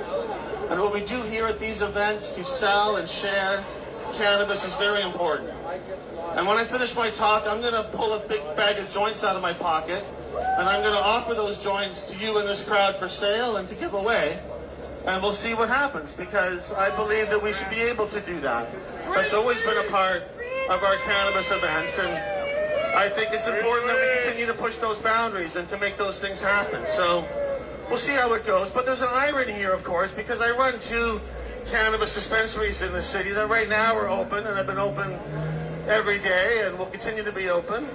We're just selling cannabis to people. We don't have a permit from the government, but we've been around a long time, and we have a lot of good lawyers, and we have a lot of support, and we're able to stay open and continue to do that. And so it just strikes me as a weird irony there that I'm very nervous about pulling out a bag of joints and offering them for sale here, which I am going to do at the end of my talk. But I feel more nervous about that than having shops that sell cannabis every day to people who come in and access it like that. What a weird situation this is. And how many cops we have here. It's just an unbelievable amount of tax money going towards this. They're all getting double time when they come out to these things. That's very true. And there's a bunch more on the other side of the park on their bicycles. They're over here, I don't know, whatever. There's a bunch of cops all over the place. Massive overkill. And I asked the officers what they were doing here, and he said we were here to keep the peace. But in case somebody tries to mess with our event, they're here to stop that from happening, which I had to I don't intervene. understand, because the only ones who want to mess with our event are the cops here for some reason. And you know, I've worked with the police putting on 420 events in the past. We had extensive meetings. Maybe they're afraid the mayor's going to come here and start beating up people. Well, I mean, we know that several Vancouver police officers beat Miles Gray to death and essentially murdered him, in my opinion, and then refused to speak to investigators and refused to talk about it and be forced to by the courts. And then they said that they didn't keep any notes that day because their union had told them not to keep any notes, but they couldn't really remember exactly which union guy it was. And if I was a BPD officer, I would be ashamed to be on the force with other officers who beat people to death who were unarmed and then refused to talk about it, refused to discuss it, spend years dodging and weaving and trying to avoid accountability. And you know, the head of the BPD squad that was supposed to be looking out for sex workers, it turned out he was abusing these same young women. And he went to jail for a while for that. And you know, they tried to talk to the people working under him, and they all also stonewalled and refused to speak. And this guy actually went to jail, went to prison, he pled guilty. So there's no question that he was guilty of doing these things. And so, you know, I'm not saying all cops are like this, but you know, when you're on a group and there's people engaging in that kind of behavior and you're all stonewalling and not willing to ostracize those people and see them face the penalties for their actions because they happen to do that while they were wearing a uniform, that's the same as your uniform. That takes any respect for the police away from me. And you know, I know prohibition puts the cops in a hard place. I don't think a lot of these cops here probably would be their primary choice of coming out. But maybe it would, because it's an easy way to get overtime and stand around in the sun and not really have to do anything. So maybe they would like to come out. But, you know, it's an institution we're trying to fight. It's a system. And we're seeing that system pushing back against us right now and sending these officers out to enforce their will. But I think that selling cannabis is important. You know, for a long time when I was smoking cannabis, I would always try not to sell it to people. I always try to sell it at the cost it cost me or just to give it away. I felt it was too important. But when I decided to start selling cannabis, I realized what a good decision that was. I was able to provide so many more people with access to this plant. I was able to use the profits from that to help further the cause of legalization, to help push forward our political agenda, to fight in the courts, to fight politically, to stand up and do those things that need to be changed. And cannabis really should be cheap and free for everybody. In a fully legal system, cannabis should cost very little amount. It should be like coffee, you know, where you can get coffee quite cheaply if you want to brew it at home. If you want a fancy one in a fancy place and sit down for a while, it can cost some more. But the amount of taxes and controls and limits they put on cannabis, everyone's trying to profiteer off this plant. And the real benefit of legalization should not be a vast amount of tax revenue. The real financial benefit of legalization is that those people that love and need cannabis are able to buy their cannabis and have extra money left over to pay for their rent and their food and their clothes and the other necessities of life. That's where the windfall should be, that cannabis users can access this plant cheaply and affordably, making it a much more competitive medicine to the many expensive pharmaceuticals that it could replace as well. So while I am happy about some aspects of legalization, there's still a lot of flaws and a lot of problems. And one of those problems is that there's 30 cops out here today or more standing around watching, making sure nobody trades a little bit of ganja for a couple of bucks. And that to me is an abuse of police resources, and it's a real waste of time and money, and I think we're going to see what happens. I don't know, what time is it? How long we got till 4:20? Normally at these things we like to give away joints and cannabis at 4:20, but I don't think we're there yet, right? We're at 4 o'clock? Yeah, well, I think I want to put out a little thing. I want to try to...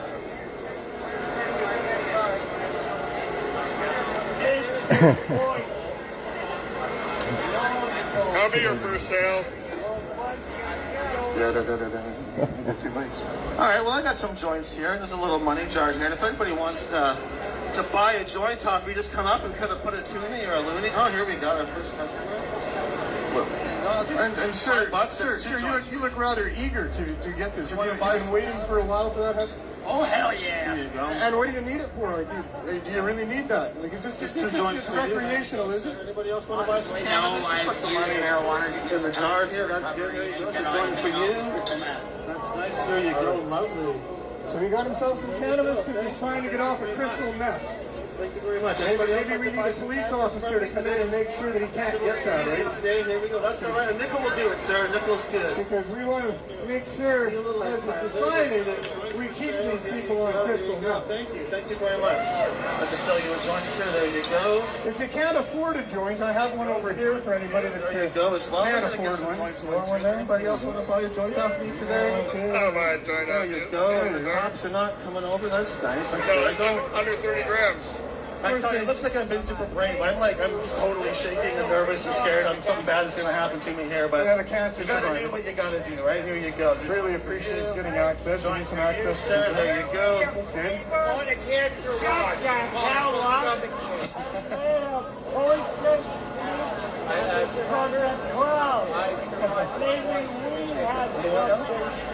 You can talk in a while. Let's give you a little bit later on. But I'd love to have some people from the crowd speak as well. Oh, look at that. So Yeah. I interviewed a few of the people here that There we go, sir. Right on. There we go. what about you, sir? Thank you. Are you happy to have your cannabis? Of course I'm happy to have my cannabis. What does it do for you? Anybody else want to buy a joint or anything? You know? It helps with sleep. Quite a few. So it helps with back pain, keeps him calm, I think, helps him sleep. We got a cancer survivor that was also pretty happy to get some cannabis here. What do you think, people? Do you think we should have the mayor spending money to have police come and arrest us for allowing 5 joints left. I can give these the ones away. Anybody want a last remaining joint? I still got some free joints here. Got a few more left. You look like somebody. There you go. What do you use it for, miss? I use it for the mental health that I try and manage, and That would be nice. I'm neurodivergent, There you and go, I sir. go through the mental health system There you go, in sir. Canada, and that has been traumatic on a very deep and profound There level. you go, sir. They've tried giving me the government There you drugs. go. That didn't work. Well, some of them worked. A little bag of goodies. A lot of There people you still go. medicate with the more dangerous drugs, and no comment. And for me, this is a very safe way, an outlet for the traumas I sustain and try and cope and manage in the 2020s. So you're not going to call the mayor and complain that somebody tried to give you marijuana today? How about calling the mayor and complaining that somebody was trying to keep you from getting marijuana today? Yeah. All right, well, that worked. So, There you go. there we go. I didn't get arrested. We'll see what happens. If anybody else is selling cannabis and you have any issues, let me know. I'm happy to come over and help you out. And it's going to be 420 in a few minutes. What's going to happen? What happens at 420? You know? Just about ready to take over and do the 420 thing. I got some edibles here. How strong are these? What's Yeah, where's the? I got a bag of edibles we're going to give away too. Will, there's a green bag I think under the table. Can you bring me that? It's 401.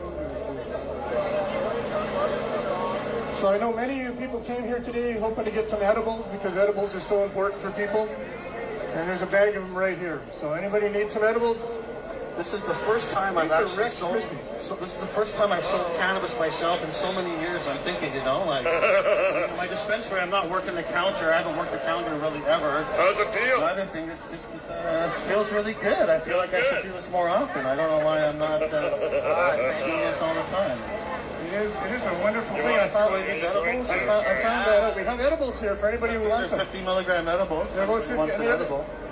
Rex, You know, be careful with edibles, of course. Right. Start low, go slow, be aware, take care. you guys heard that, right? That is the thing with edibles always.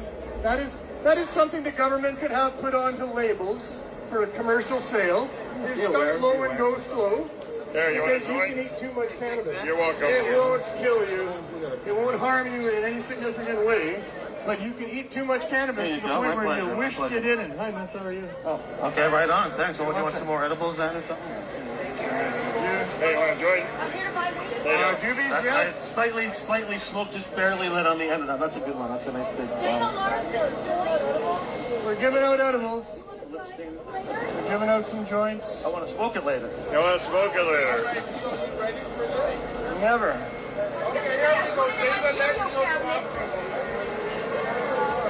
All right, well, we kind of started Oh, at 420. You think you're old enough?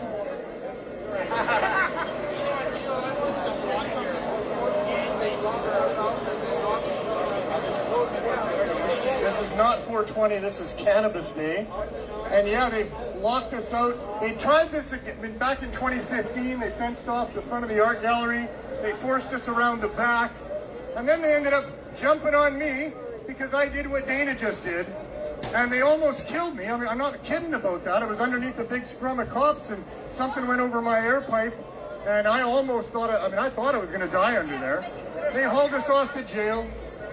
Times change, but it seems they sort of stay the same.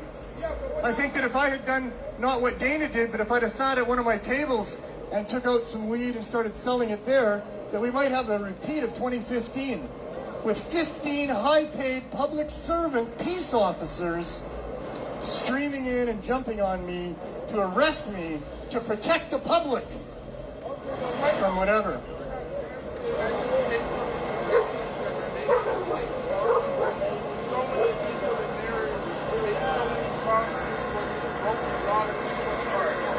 we can't do this right now. We're just about at 4:20. We can't do this right now. So, bottom line to all of this is this is the new mayor in Vancouver that's deciding to flex his muscle and give Justin Trudeau some sort of a birthday gift or something by enforcing his stupid and totally harmful laws. Well, you know, we're going to be filing some information. This is a big surprise, right? And in previous years, the park board, even if there's been conflict with the park board and the city, we've always worked with them.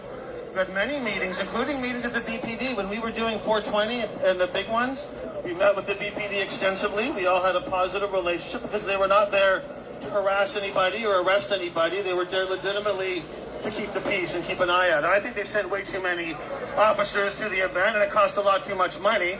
But they weren't arresting anybody or intimidating or harassing anybody. They were really just there to keep an eye on stuff, and I don't mind that.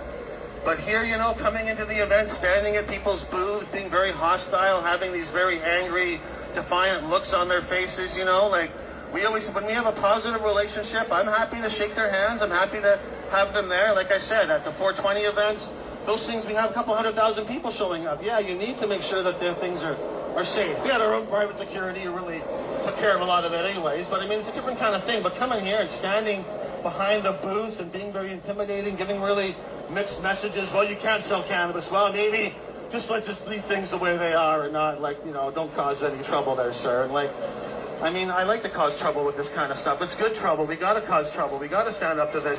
And we learned a little lesson here today, which is that sometimes in the right circumstances, in the right conditions, in the right numbers, in the right message, you can defy the police and their threats, and they will back down as they have today. Doesn't mean they're not going to drag me off in a minute when I'm by myself or something, but I don't think that's going to happen. I will see what happens, how it plays out, but the reality is that's how we built 420, how we built these protests. The first ones, we weren't selling cannabis. It took a long time of people being there every year, advancing a little more and pushing a little more. Now we're getting, in some years we got a lot of pushback.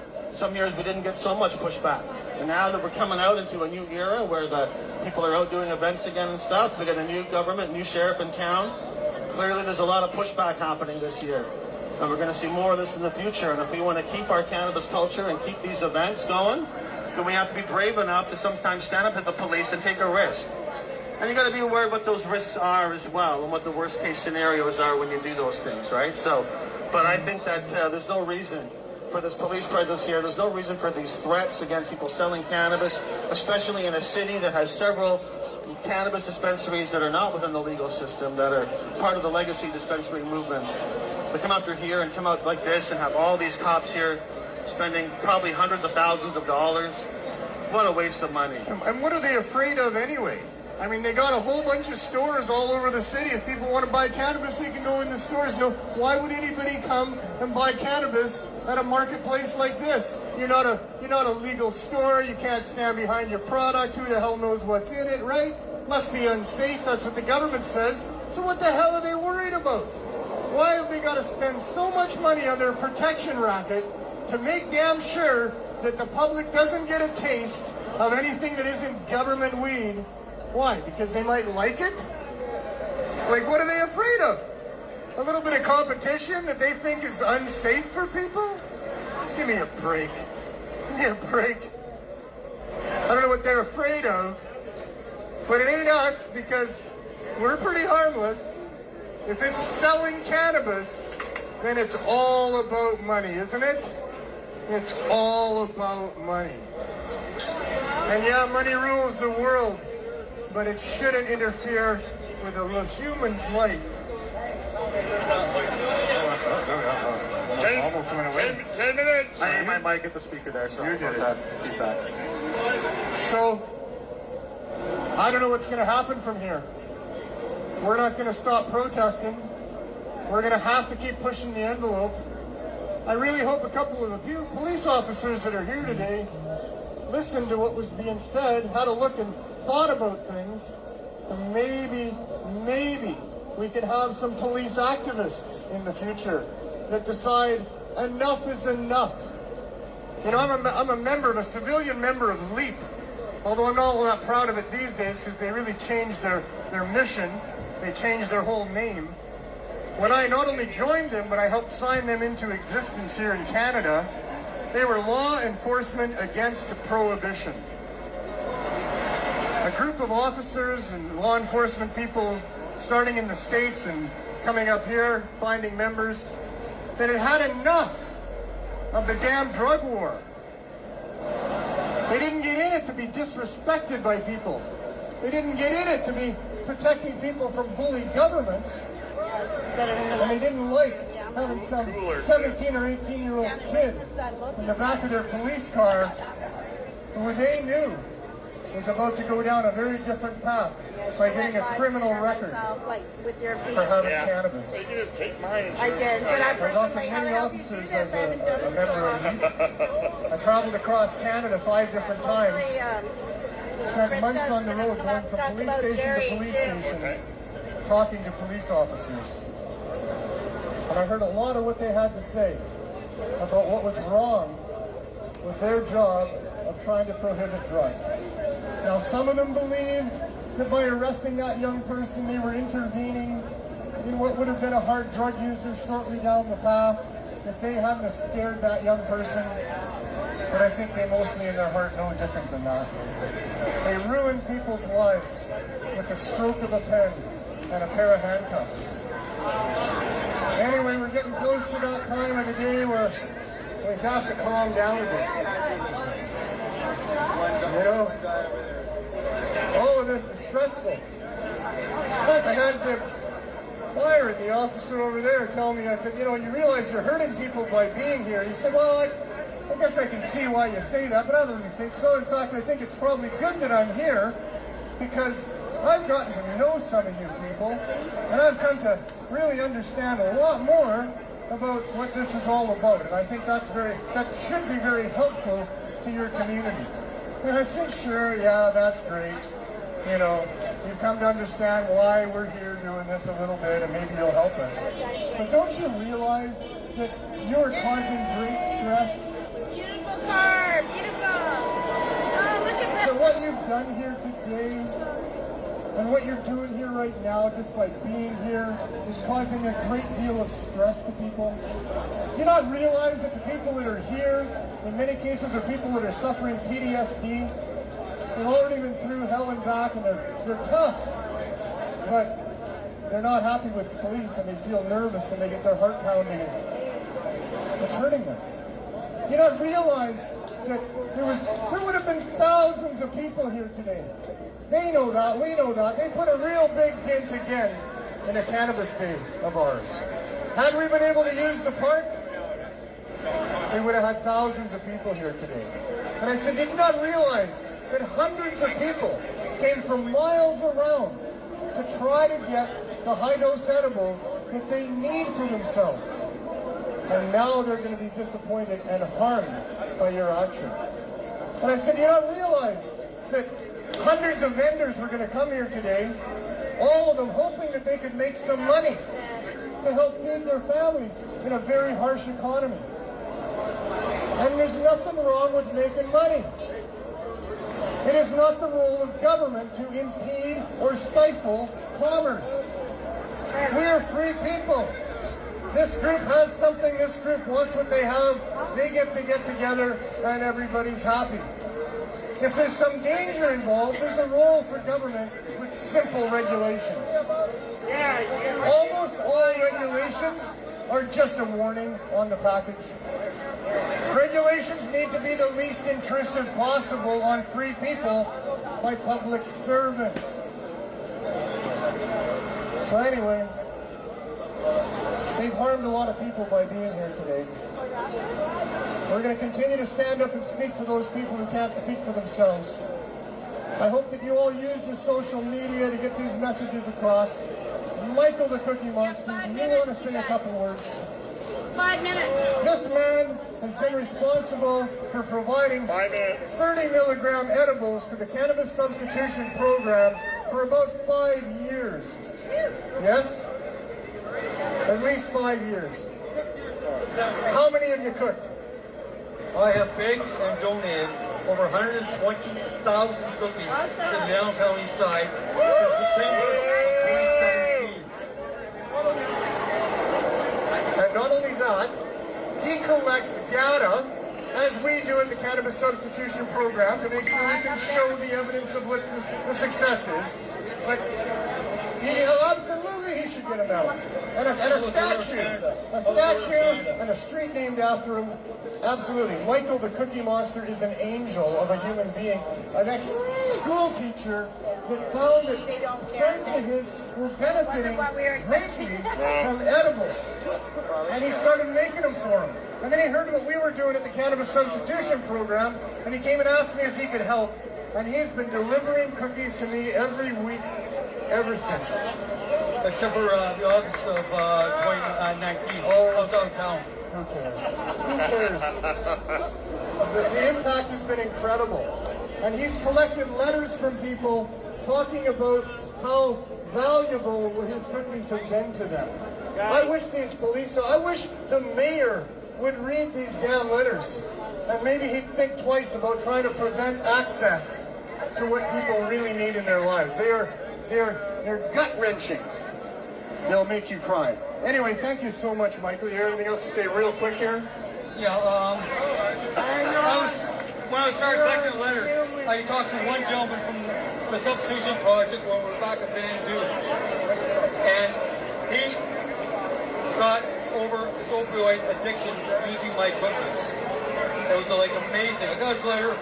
But in the meantime, before that, I got the letter. I was telling friends of mine at the pub I hang out at in New Westminster about it. Back in 2019, when I came back from Ontario and Quebec, a friend of mine said to me, he broke his 7-year crack cocaine addiction thanks to my cookies as well as other people's edibles. All right. We're getting really close. Thanks, Michael. So, anybody doesn't have a joint, come get a joint. We're getting really close to 420. We want to send a smoke signal to government. Cindy, can you get me one out of here, please? We gotta make sure Cassie's got a joint too. Anyway, doesn't matter. Thank you. Thank you. We want to send up a smoke Here signal now. She wasn't to Mayor Kim. Tell him to get the hell out of our business, and if he's going to be the mayor of Vancouver, this is not the way to go about it. So far, worst mayor in Vancouver history already. I think we're there. Are you guys ready? Of course, Dana should get a medal. Okay. All right. Well, there's 3 minutes left, but that just means that it's time for the anthem. If you know the words, help me out. My voice might be a little bit rough. Oh, cannabis, the sacred plant of peace, healing power, it helps our eyes to see, and with glowing joints, we make those points that the true north should be free. And you guys should make sure it is. And with wise red eyes, we criticize the war against our family. Oh, cannabis, the drug war's a bust.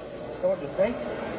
Oh, cannabis, we stand here high and proud for thee.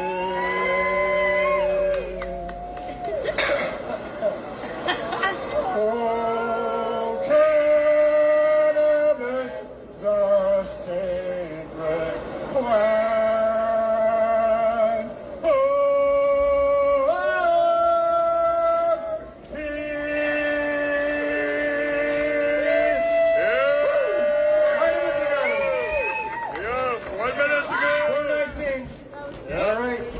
Smoke signal. Mayor Kim, fuck off! Silly. Why don't you hear us? Think we're gonna try that one more time. Mayor Kim, fuck off! You guys over there at the funny. There you go, you're back. Yeah. Thanks to government, our event no longer was PG at the end. But really, there's such anger in our community that we have to deal with now, as we see what government is willing to do to continue their immoral activities against us. As I said there, what are they afraid of? They can't compete. They shouldn't be in the business in the first place. That's absolutely for sure. The mantra for all the years leading up to legalization was legalize and regulate. We thought that was simple enough, and if they did that reasonably, then we'd be all right.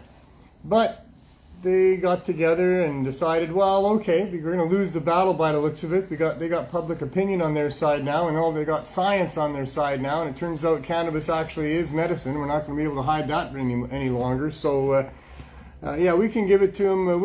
We'll legalize it so that people can have weed. They can have like a small amount, 30 grams. In some provinces, they can allow or not, if it depends on what the province wants. But 4 plants only though. 4 plants only. They can grow some plants.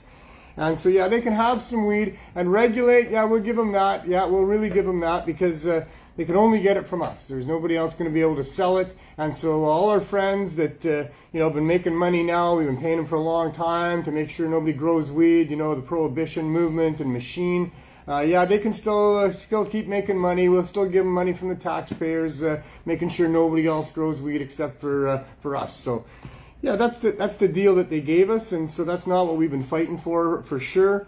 We're fighting for the free market. We're fighting for the marketplace that is there as we demonstrate and have done so here in Vancouver for the last 2 decades, and maybe even close to 3 now, I guess.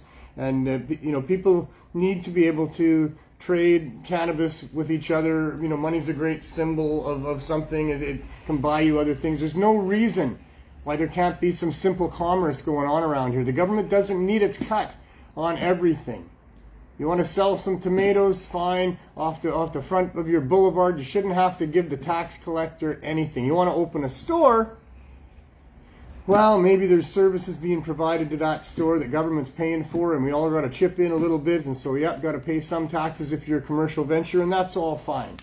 But not the outrageous regulations that have been put on cannabis, the outrageous fees that are being charged for things that don't apply to any other business in any other way. In Vancouver, they started out with $30,000 licensing fees per annum for those dispensaries that would pay that and then become legal and continue to pay that until now. They've structured it down quite a bit because it's so obscene and just unjustifiable in comparison to what else is going on with things.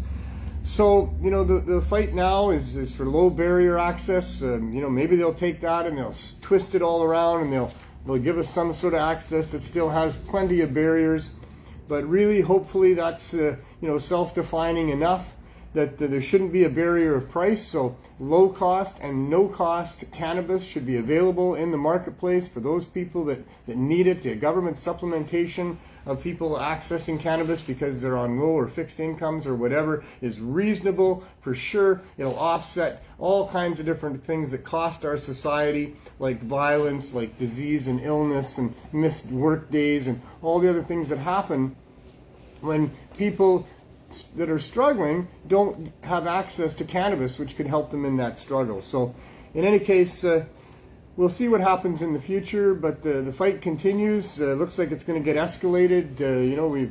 We've had an offensive laid upon us by the opposition, which shouldn't be the opposition at all. The mayor should be on side with what we're trying to do here. I don't know what he thinks is going on, if he thinks at all. That's a pretty simple thing that Mr. Sim is trying to do there and trying to solve the issues here. Let's just take the police and a bunch of dump trucks and garbage trucks and a big force of men, and let's just take everybody's shit and put it in the dump truck and the garbage truck and kick them off the block and don't allow them back in, having no place for them to go and no actual solutions, and causing great suffering amongst human beings that have in most cases suffered far more than the rest of us ever have. And they're where they are, not by choice of their own, but by choice of circumstance. And we should be thanking our lucky stars that we're not out there in one of those people, and he should be too. But instead, he thinks that, he can just Chinese style clear out the streets, bring in the heavy equipment and the soldiers, move everybody along, and now there's not a bunch of tents on Hastings. That's great. Those tents were outrageous. There shouldn't have been like that. There needed to be solutions for those things for sure. We needed to have that situation reversed and stop having a bunch of homeless people living in tents on the streets. Absolutely. But to do it the way that he has done it has done nothing to help the poor people that are the ones that really should be thought about first in all of that. If you're living on a tent on Hastings, drug addicted and poor, that's not where you would rather be. And so, how did you get there? Well, chances are you were abused as a child in some sexual way. That's probably the predominant thing amongst the people that don't function well in our society, but there's way more things that happen to people.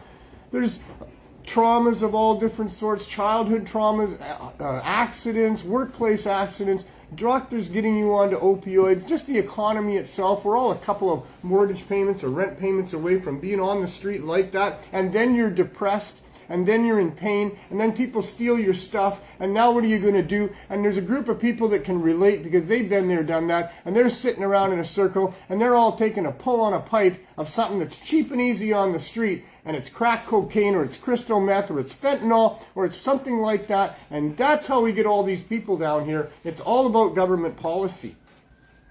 So what we need is low barrier access to cannabis in all of its form. Low barrier access to the high concentrates, the high dose edibles, all the different forms of cannabis that are available. We need to be able to have those accessed easily, low cost or no cost. And stores that have it expensive, sure, why not? Absolutely, let's have high-end stores for those people that want to go into high-end stores and buy high-end whatever.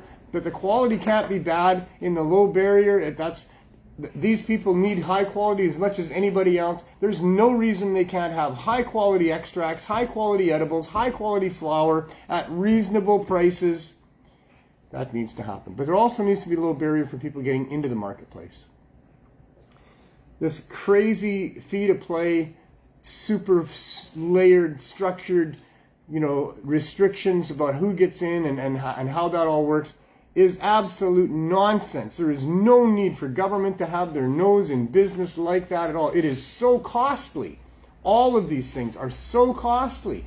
Hell, the federal government thinks it's so costly for them to be involved in distributing cannabis and having it grown that they think they deserve to get $448 per pound for 1 pound of a bunch of flowers right off the top, to compensate them for all the hard work that it takes to regulate such a dangerous commodity. Bullshit.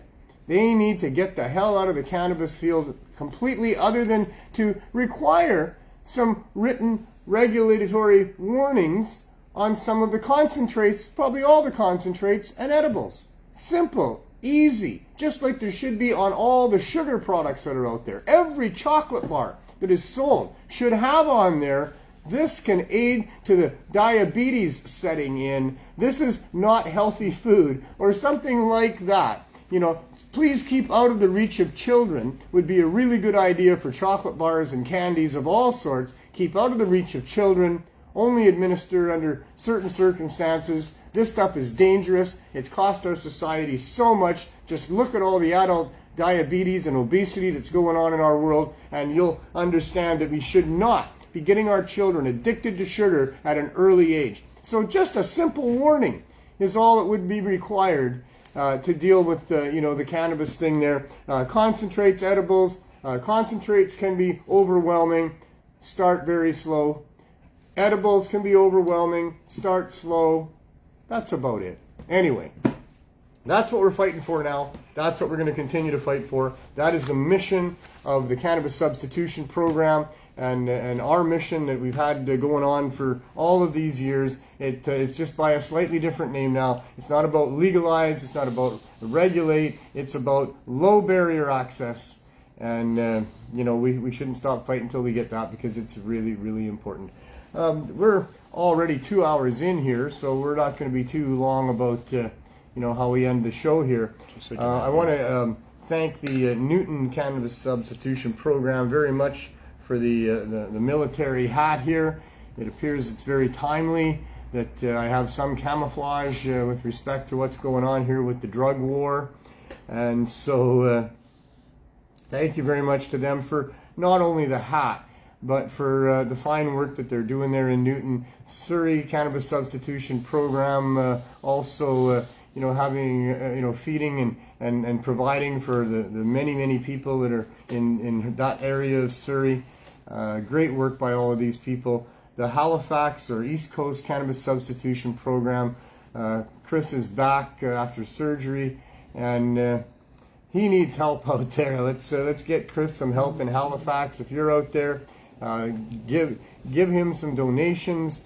He'd take all kinds of different cannabis edibles, whatever. I'm sure you have to take whatever people offer you, but offer him something, because he's been doing amazing work out there, and it's been at his own cost for the most part. Where do they find him in Halifax? Well, where does he give it away? Just so they don't have to find him on Facebook, they can actually go down there. It's the Elizabeth something elementary school, I believe, that's there. Okay, maybe they'll know.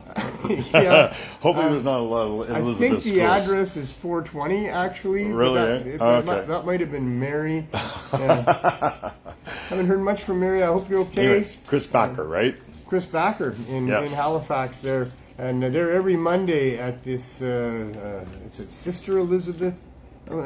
Somebody will know. You caught me on that. Yeah, well. But, just Google East Coast Cannabis Substitution Program, and I'm sure that's going to come up there.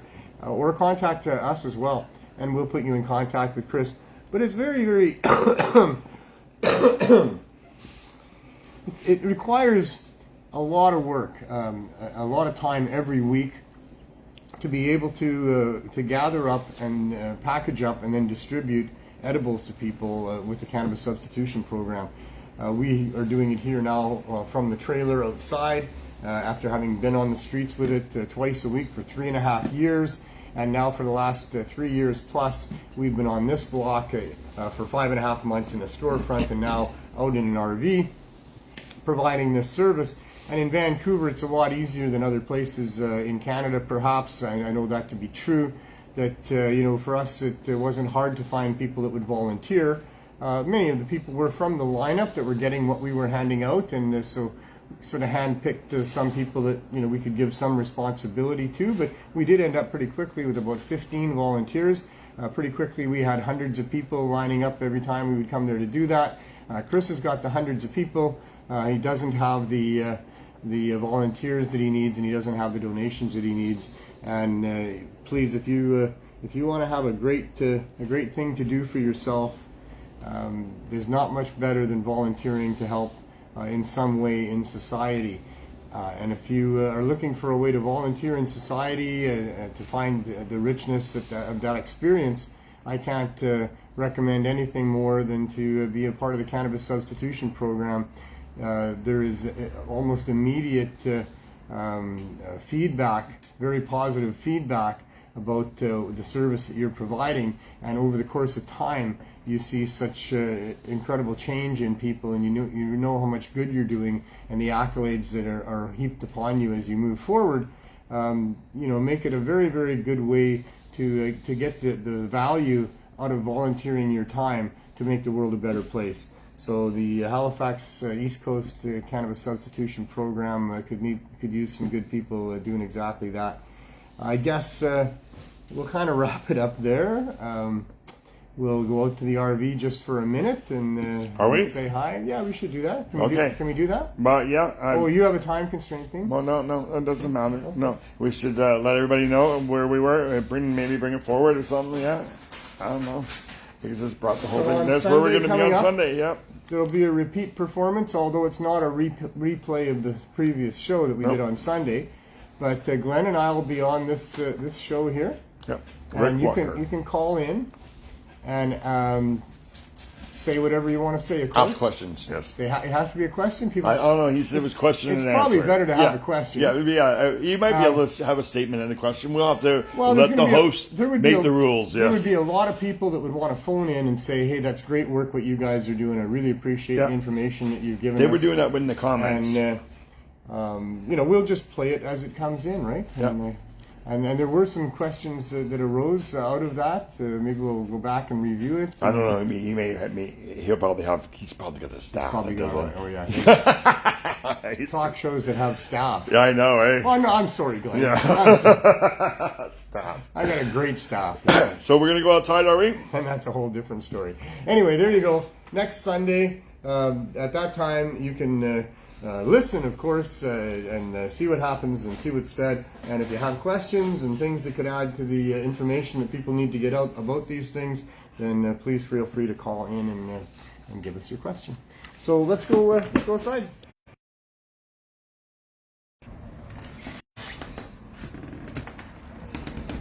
See, weather report in Vancouver is, well, it's kind of muggy. It's definitely It's a muggy. little muggy. The air is a little bit thick. It's warm.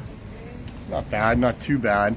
But yeah, it is pretty warm and it is fairly thick. It almost feels like there's a smoke, but I don't There think is there smoke, is. yeah. There's no smoke in the air. Yeah, when I was driving it, you can see We've the already smoke had our today. worst ever fire season, at least in British Columbia, if not in Canada. Ontario, Chicago, New York, we're all getting smoke from our fires and stuff like that. Yeah, it's really bad.